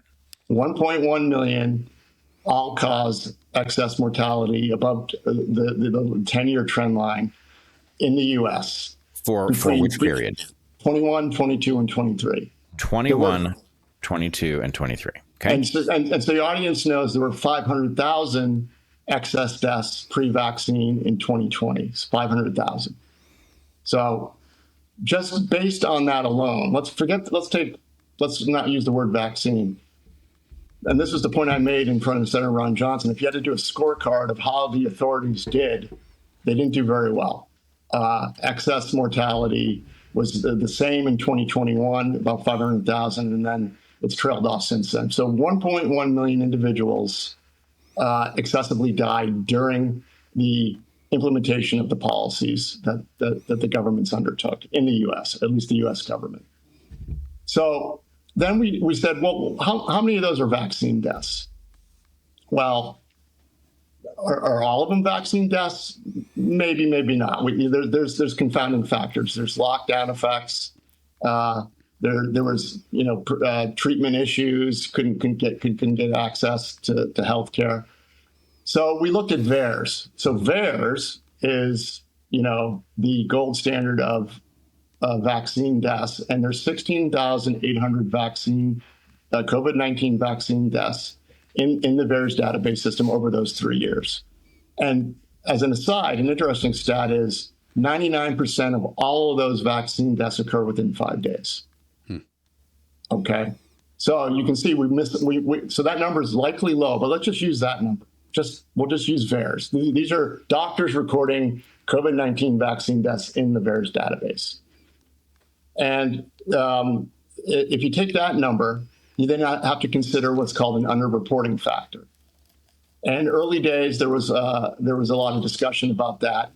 We before getting on this show with you today, we talked to Dr. Jessica Rose, who is an expert on VAERS. She's sliced and diced it.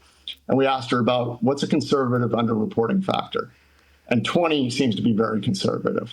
And this is how I'm going to get to my ranges. And 41... A factor of 20. 20, underreporting factor of 20 is very conservative. 41 would be our upper range. Dr. Jessica Rose has come up with 31 as her own number. So she's right in the middle.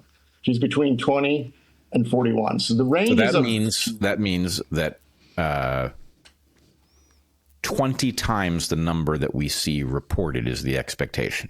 You're not saying it's 20% low or it's 20%. No, 20 times. 20 times, yes. Yes. And there's been and the CDC has done their own studies of the underreporting factor. So this is a phenomenon that's well known in the medical circles. There is an underreporting factor within the VAERS system, and the debate has always been what's the range. Well, 20 is very conservative.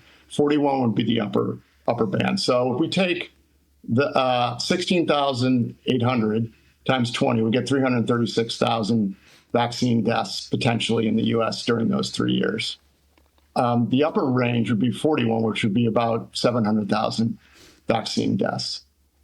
So that's the range of what we believe are vaccine deaths from the COVID mRNA vaccines.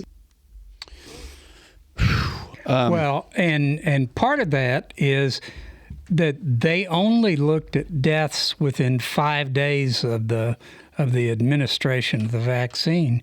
Right. And a lot of these people, because it's hard to point back to it. If the further away it gets from it actually happening, it but blends in with other stuff. If you look at some of the other things that have been done, all these kids are getting myocarditis after the vaccine. Dropping dead on fields. And, not dropping dead, but dying. Yeah.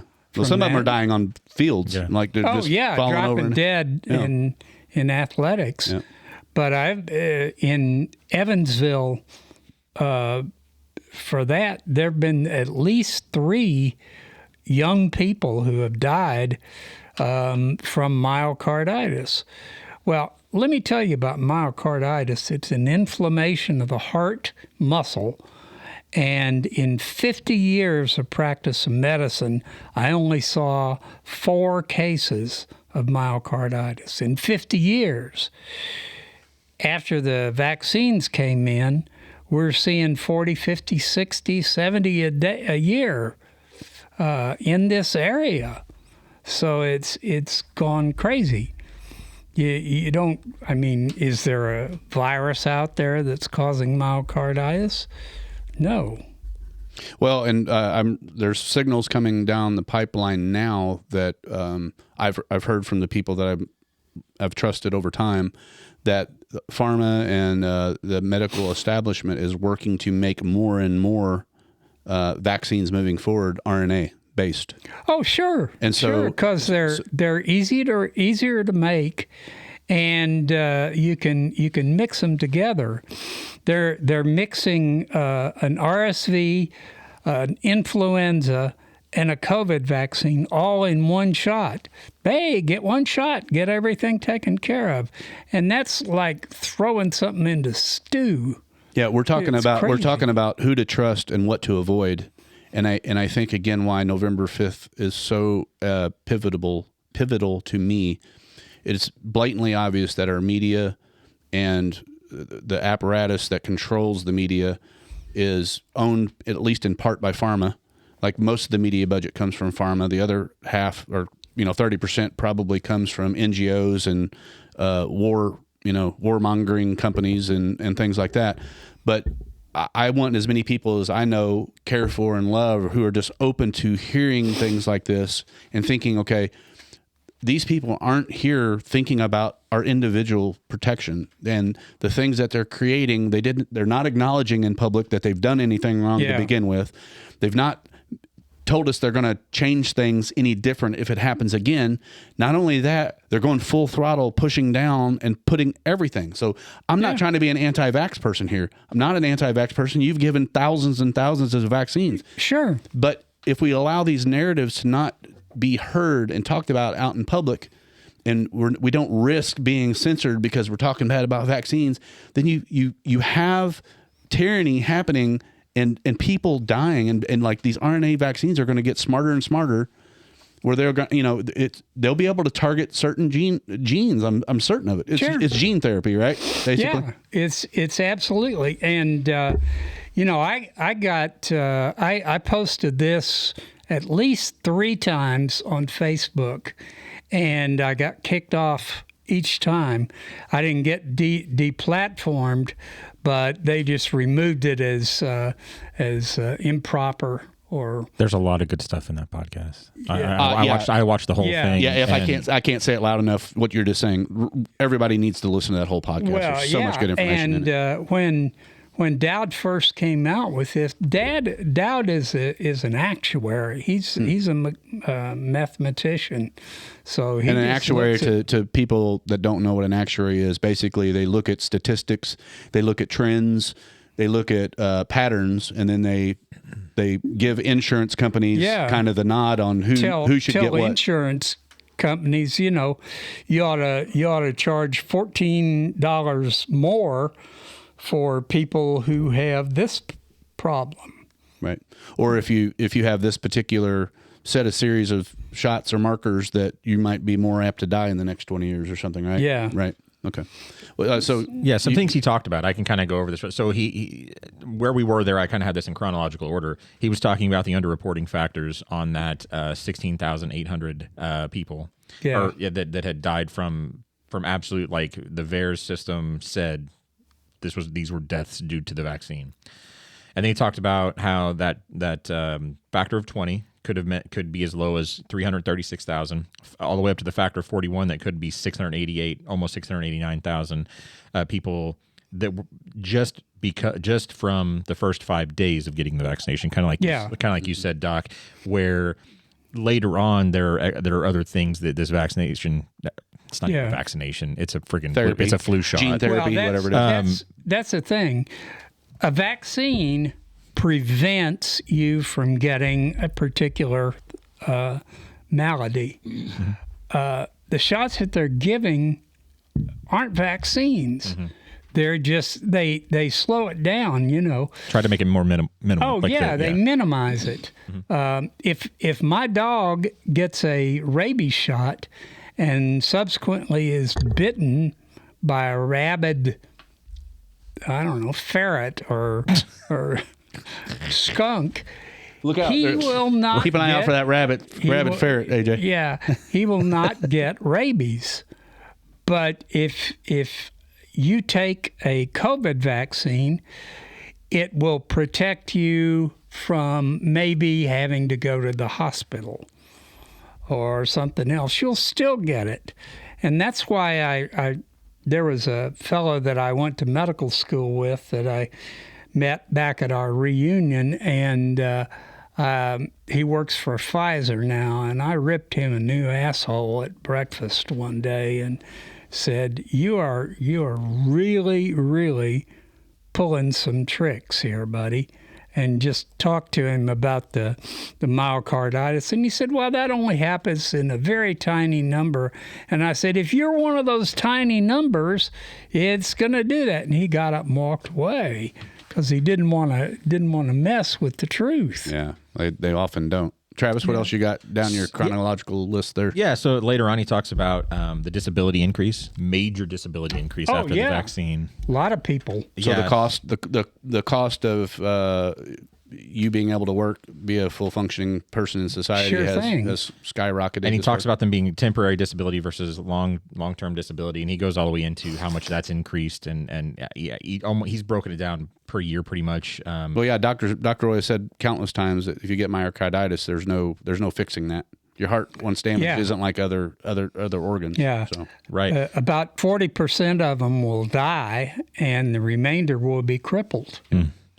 And then the kind of the last thing, the thing that really hit me was towards the end of that podcast. I mean, all these numbers are eye-opening, and we've all, I think probably the four of us, I don't know, AJ, you just as well as the other two, but we all knew that the vaccine was not a good thing. They rushed it. It was just it was just a botched. They called it safe and effective. Yeah. And there's no way that it's safe because they had no way of knowing effective. it. Right. So he talks about the drug testing for the vaccine when they tested it.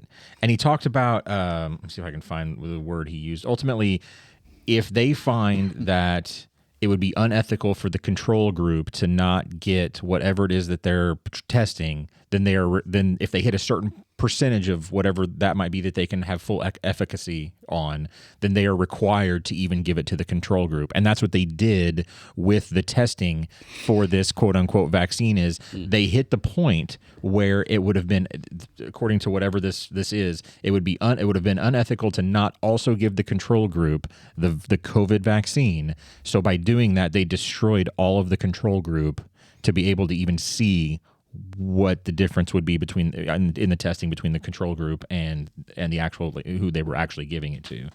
So to botch that, and apparently this is something for any drug test. I mean, I don't know if you know about this, Doc. It is. So any drug could be tested if it would be deemed unethical to not also give the control group whatever this is. If somebody's dying of some disease and they have a way they think that 80% of the people that they give it to in the non-control group are fixed by it or whatever, or at least get rid of this issue. And 80%, I made up that number.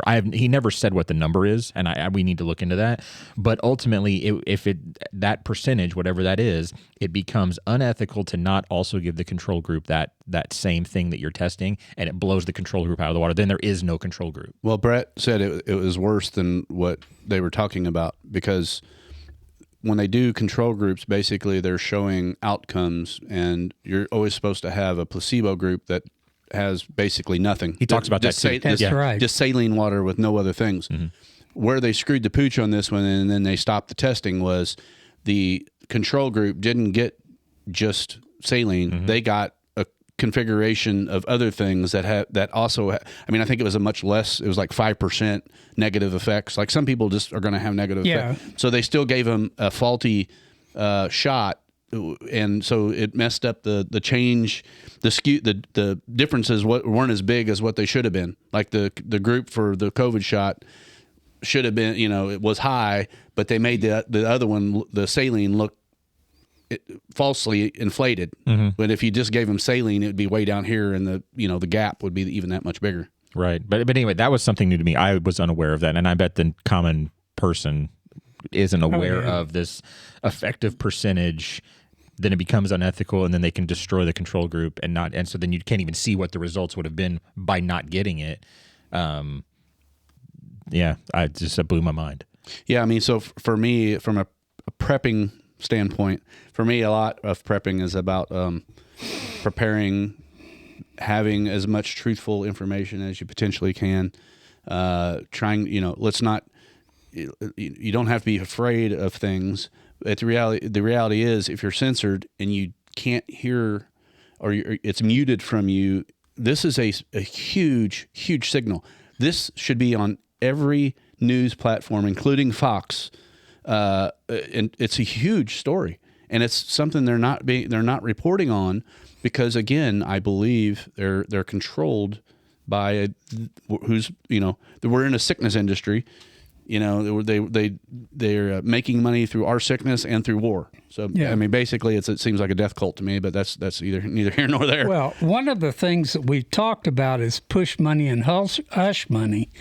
So there's money coming from somewhere that is either forcing people to work in a certain way, and that's push money, or is preventing people from talking about something, which is hush money. And this is hush money that's going out. All right, we're going to give you $1 million not to put this on Fox. Yeah, take that golden duct tape and put it right over your mouth. Golden duct tape right here. Not for sale yet. Yeah, it is $3.50. Not from us, though. Not for sale by us. Yeah. If you buy from us, it's a special deal of $25 today. So I don't know. We went in a deep rabbit hole there, Tony, and I don't know how any of these things that we're talking about now and things that happen, how they overlap with the stories that weave in your head and how you write your next thing. But again, having written that, I wish that I would have known you when that first Wuhan novel came out. I felt like as a marketing guy, I could have helped you maybe promote it a little better or differently anyway. Reaching out directly to, I think it would have got you probably in some think tanks and some different circles. The fact that you saw signals enough to have the idea and to write it, and then it to turn out to be true. It wasn't Russia, it was China, but you had the basic storyline right, which is just crazy. That's wild. Crazy. So we just ran it a lot. Was there anything on any of that you found kind of overlaps with any of the things that you've written on or like you might write on? Do you get any just your thoughts? Yeah. Well, I think. Excuse me. I think that on this topic, I'm more in the learning mode. With me being a caregiver for 4 years over COVID, and I wasn't as active as I should have been, but active meaning studying and researching. Researching. I was day one. I was one of the ones saying that they're rushing the shots and herd immunity. Everything we do with vaccines and the rest, really, we're not trying to save one life. We're trying to save the herd. And when they started saying that herd immunity didn't account for anything, it's like, wait a minute, that's the whole premise of vaccines and anything to do with communicable diseases. But as far as getting deep into the pharmaceutical companies, the conspiracies, that kind of thing. No, I really hadn't gotten into that. Touched on it some in some of the stories. One had to do with I pick on the billionaires and tech people. One of them using micro drones, basically nano drones, and using them to track people, to kill people, inject them into people. Those are in use now. Yeah, and funny enough, that book didn't sell very well. That was one of my scientific mystery books. Yep. But no, I really didn't touch on that much. But I was one of the ones trying to tell people, just the simple stuff. If you're going to Walmart wearing a T-shirt, material over your mouth, you're wasting your time. Sure. The typical medical mask is nice for slowing down colds and stuff like that, but it took an N95 mask, and even them, if you wear them constantly out in public, you're going to get viruses through them. Mm-hmm. And the Chinese make most of them. So my mind immediately went to, wait a minute, what if the Chinese doctored up the mask? Yeah. Is the cure worse than the disease? And the interesting thing is that a lot of the COVID test things came over, and they were made in China.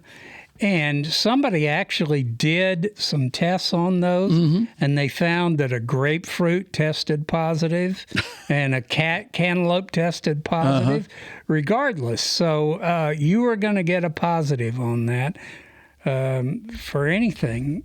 And I don't know whether that was just bad production or intentional.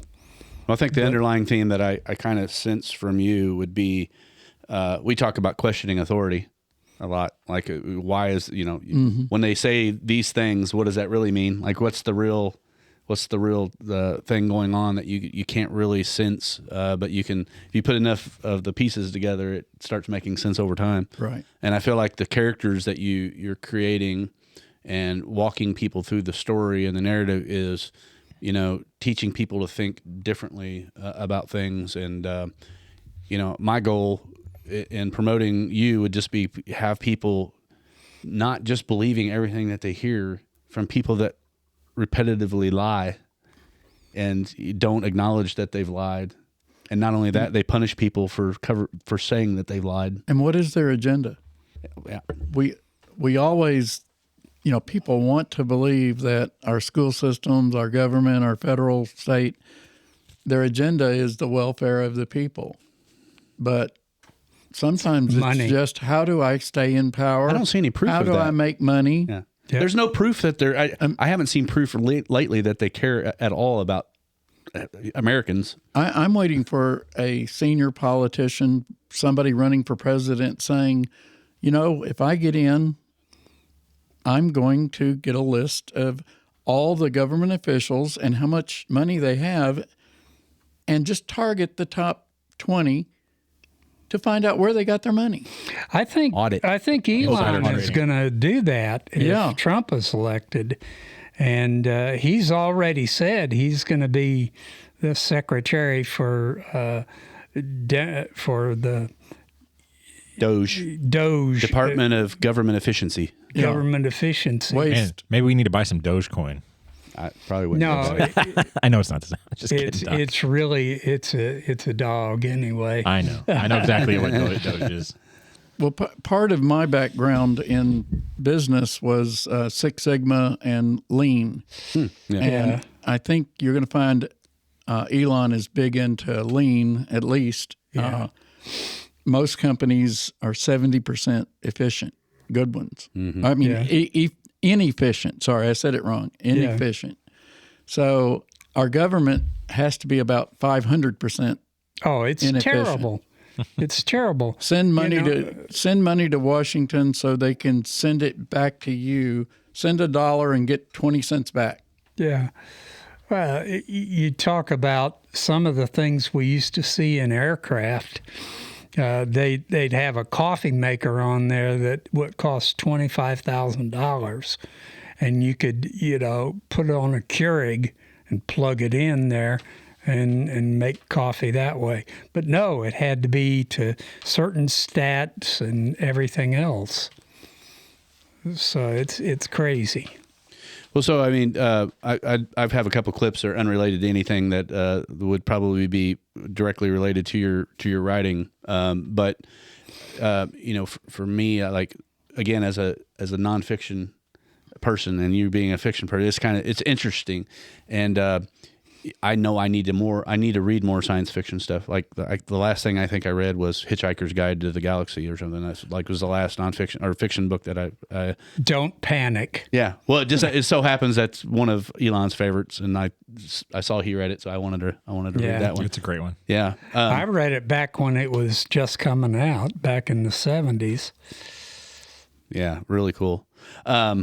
So are you currently writing? Are you in the middle of writing something now? Do you want to give any kind of lead into that, or is there a particular book or series that you, or maybe a couple different ones that you might want to give some spoilers to, and if people were interested, and then where they can get those if they they're trying to find them. I think Amazon is one of your big. Yeah, all of my books are available on Amazon, ebooks, paperbacks, all of them.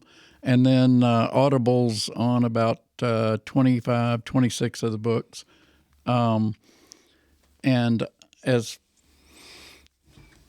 far as what I'm writing right now, I'm finishing up a series, a 4-book series, After America. And the current book I'm writing about a third way through is Rebellion. But the premise of the book is there's an attack on the United States, everything from hacking into the financial systems, EMPs, a multi-phased attack on the country. And, the hero has to... Sounds like nonfiction.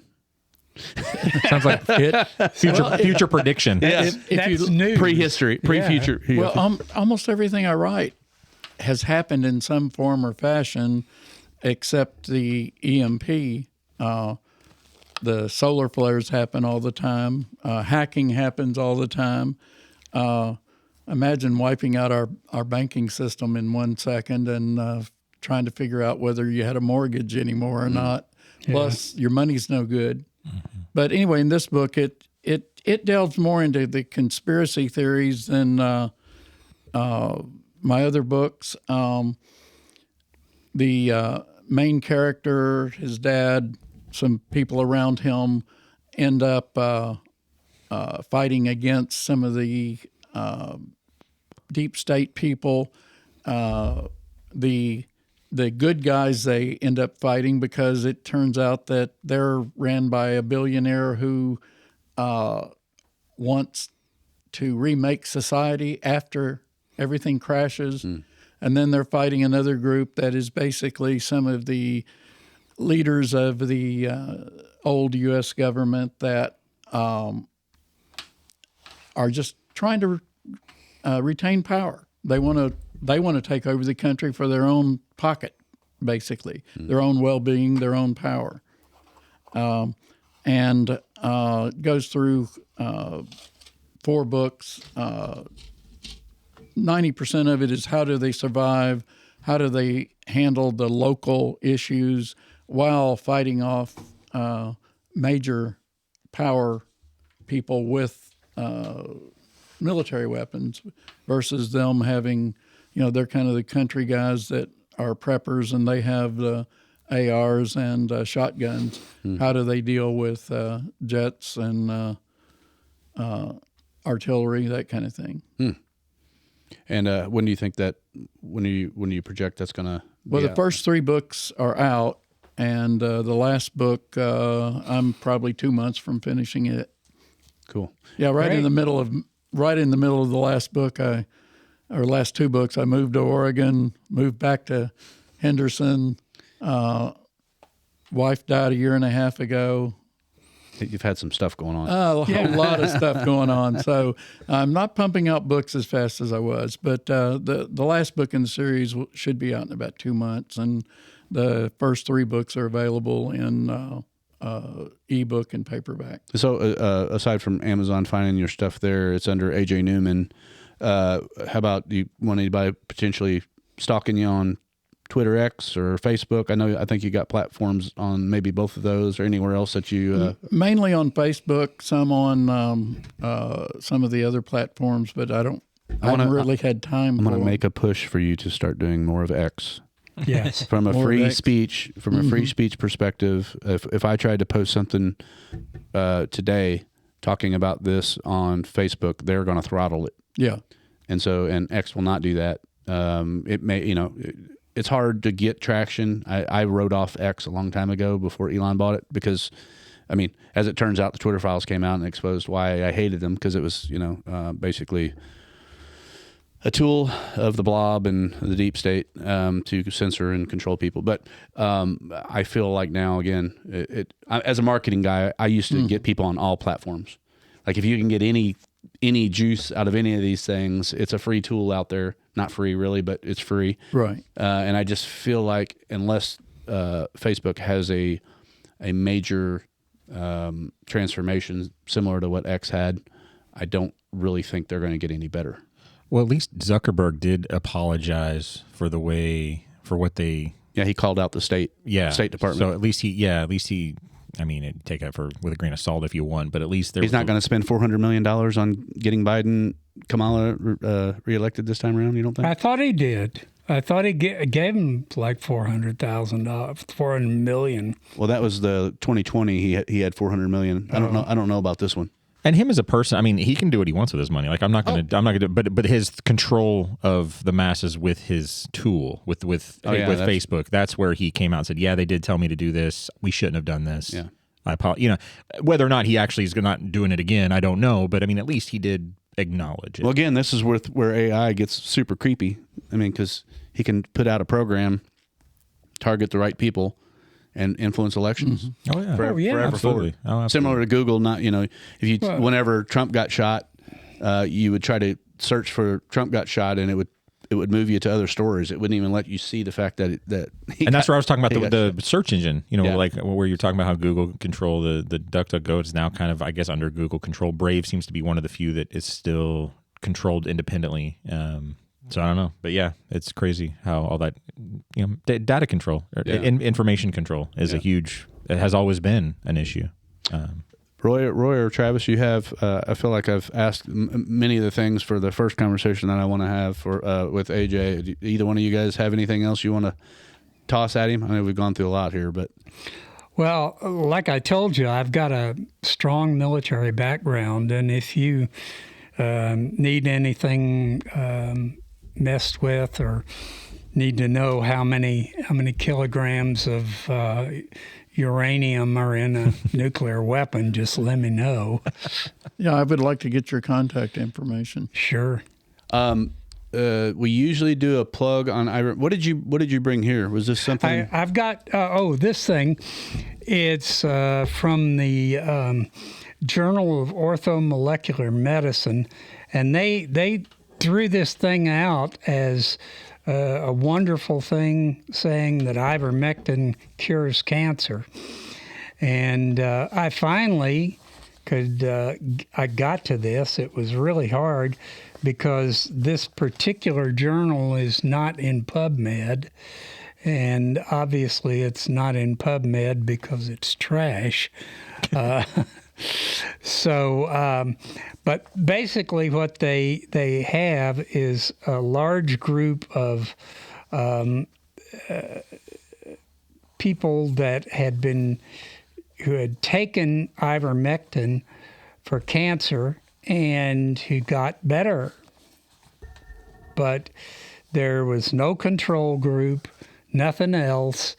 And yes, maybe it'll work, but it's not a reasonable thing. And Okay, well, this is where I always want to push back on you a little bit. The Wasn't it mixed with other cancer cocktail stuff? Yeah, it Didn't you was. say that? Each one and of I got them, a clip. I got a clip too. Yeah, for it. each one of them had at least one real chemotherapy drug in it, which by itself wouldn't necessarily be that big a problem. But The problem is I'm not even like I'm now questioning control groups.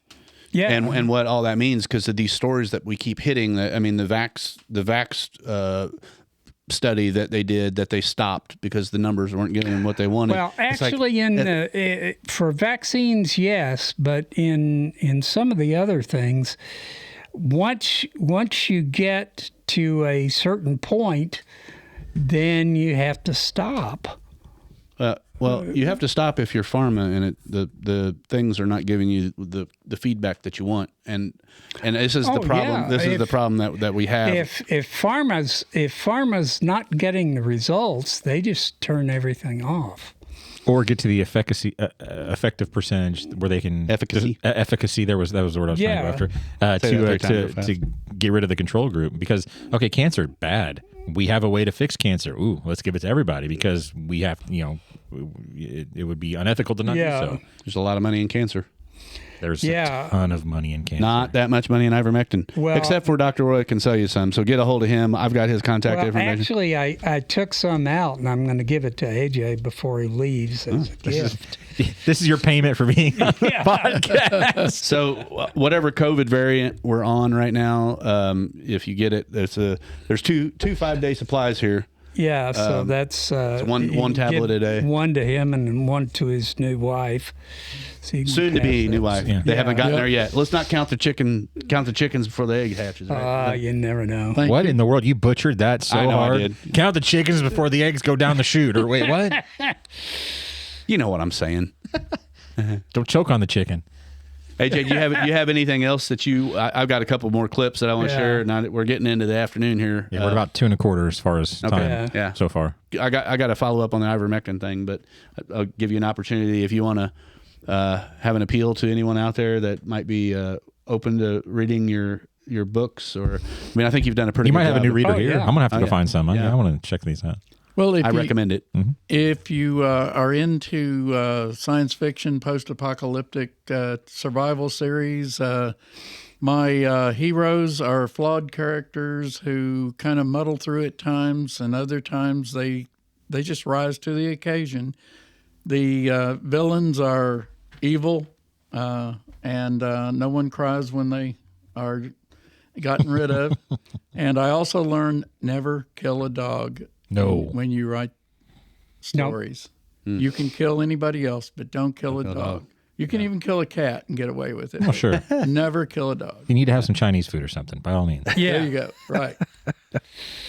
Oh, cool. So I got a couple clips here that one is just kind of a follow up to the ivermectin.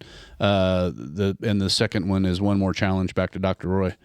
But anyway, so there's something about this logic that I think it's a great demonstration of the problem of thinking in terms of complicated systems where you've identified the molecule and suddenly you're the master of health rather than, oh no, that critter can do lots of things for us. And we are liable never to understand the totality of it, but there's a perfectly rigorous biological mechanism by which it would have acquired multiple, plants are better at chemistry than we are. Fungi as well. So to the extent that they can do things for a population and they have an incentive because that population is the only way they're being propagated, you would expect to see it. Yeah, autotrophs are better at chemistry. Heterotrophs are better at stealing.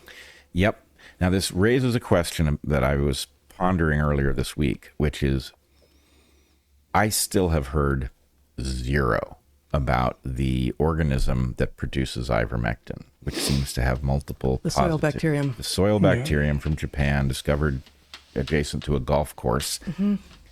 This thing... I haven't gone looking, so I don't know. We keep finding more mechanisms of action. In fact, last week, a major publication came out, a monograph describing its effectiveness against cancer. And there have been, there have been intimations to that. Lots of hints in that direction, but somebody compiled the evidence and it looks compelling. But anyway, the question is, well, why would an anti-parasitic that is also an antiviral also be an anti-cancer? is there some story that creates, it may not be a anti-macroparasite like worms, right? Antiviral, antibacterial in some cases, and then also anti-cancer. And right. Right. What again? So to me, that is screaming, not necessarily that this thing was in some way cultivated, because almost certainly it wasn't, but that something we did created that same relationship where the more it helped, the more it propagated. So the discovery in proximity to a golf course may not be accidental. Right. This may have been responsive to exactly the kind of stuff that, many of us environmental types have been complaining about with regard to golf courses for, forever. And that, it may have, it's possible that this is a success story in response, and a bacterium that evolved in response to having to deal with the toxins that were being put on a golf course in order to keep it green. That's totally hypothetical, but it's possible. Yep. Yeah. So a couple of predictions. One, I would expect to see some sort of, I think golf course may be a red herring here. Maybe the golf course was the place that it was found, but something... I always assumed it was a red herring. This is the first time I've thought maybe it's actually instrumental. Well, I bet you it has something to do with human disturbance of habitat that then carves the... What I want to know is there a wild place where this bacterium exists, found, right? That'd be really interesting to know. But the other thing is there ought to be a distinction. If the mechanism I'm arguing for is right, then you would expect a radical distinction between medicinal plants and fungi that are intensively and have long since been intensively cultivated by humans, and things that you would find in nature but are not heavily dependent on humans for reproduction, because that would not select in an intense way for this augmentation through novel mechanisms. So anyway, that'd be the prediction of the... So, Roy, I just wanted to bring that back because I know you had a counter to the information. I think you feel confident that might be the information he was referring to. Yeah, I didn't see any links back. But here's what I want to say. I know you basically are calling that woo, whatever. No, I'm not saying it's woo. I'm just saying that it's a lot of information that's put out there. It's all hat and no cattle. So anecdotal. Is that what you're getting at? Okay. Yeah. All right. So this is just, folks, we're trying to dig on and on about the ivermectin. Obviously, we're making a little bit of money. Roy's making a little bit of money off this ivermectin. It's cheaper and better than the others you'll get out there just because of the dose quantity. Yeah. And you can help support future programming by getting that. You can purchase 10 ivermectin 12 milligrams for $30. And Bongino is selling 3 milligram tablets for $3 each, whereas our tablets are 12 milligrams 4 times and selling for $3. So you have to take 3 of Bongino's tablets to get 4 of Bongino's to get one daily of what ours of what you need. Okay. So that's good information. Again, we want to continue talking about ivermectin and other things. Obviously, we're making a little bit of money off this to support programming, but when certain things come up on the horizon and people are told ivermectin is horse paste and Joe Rogan is going to turn into a horse because he took ivermectin, to me, there's mechanisms and counterintelligence people in pharma that are trying to shoot this thing down. Whenever people in power are trying to shoot things down, I want to lean into it. It's always whenever they're saying bad, I'm like, okay, what's the story here? What are you really trying to sell? I got one more thing from Brett, and then I think we're going to close for the day. Everybody's probably getting hungry except for Roy. I don't know what his stomach's like. No, man. I got one more I'm going to queue up here. Hopefully I'll get it out really quick here. Happening. No. And that's the question is why, let's take the case of statins, for example. Here you have a drug that we are now coming to understand was of no real benefit to most of the people who took it, almost all of them, in fact, that it was about treating a metric, and the metric was misportrayed.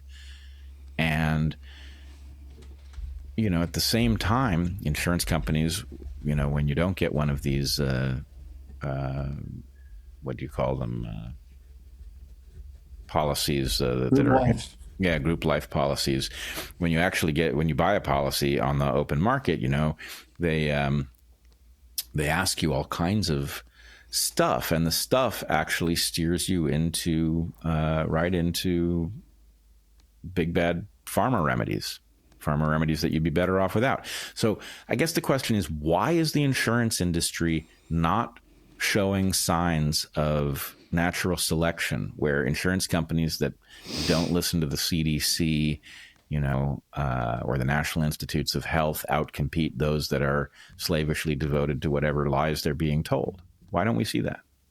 Well, interestingly enough, Josh Sterling, who I told you about earlier in the podcast, he started the Insurance Coalition to Save Lives, a nonprofit, and he's got a bunch of insurance industry executives who are talking about these issues. They have to dance around the V word because there's still a lot of denial in this industry, but they are looking at these issues. What is going on? And can we figure out a way to save lives? Because the insurance industry actually, back in the day, they created a lot of the great building codes and fire codes because they were losing a ton of money.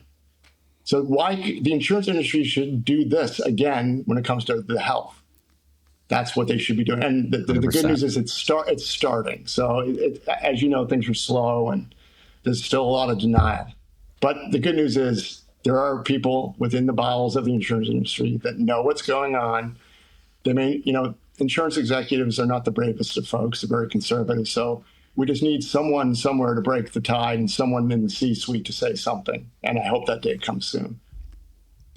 So I wanted to end with that one, Dr. Roy. Sure. You and I, we've talked about statins back and forth, and I'm not really asking for any weigh in on that, except for I want truth. I want the right people looking into real numbers and helping us make better decisions.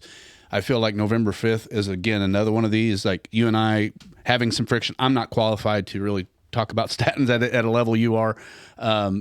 But there are people out there like the Callie and Casey Means, the people that are, want to look at all the numbers and want to look at, he inferred basically that insurance companies, it was basically you run this test, you've got this thing, take your statin. And it's like a handoff sales pitch, that to me, it's perverse incentive. It doesn't say it doesn't say, well, before you take this statin, get on this diet for 6 months and then this retest you. I know you would probably do that, but sure. I know that's not the rubber stamp approach to most doctors, because most doctors don't sit with their patients like you did, hour and a half at a time or whatever. And so again, I feel like we get a hint of some truth along the way, and we need a major change. To make America healthy again thing is much better than Make America Great Again to me, just because it's going to uncover things that have been covered up for way too long. I don't know if you have anything to say on that clip or whatever. But. No, not really. Okay.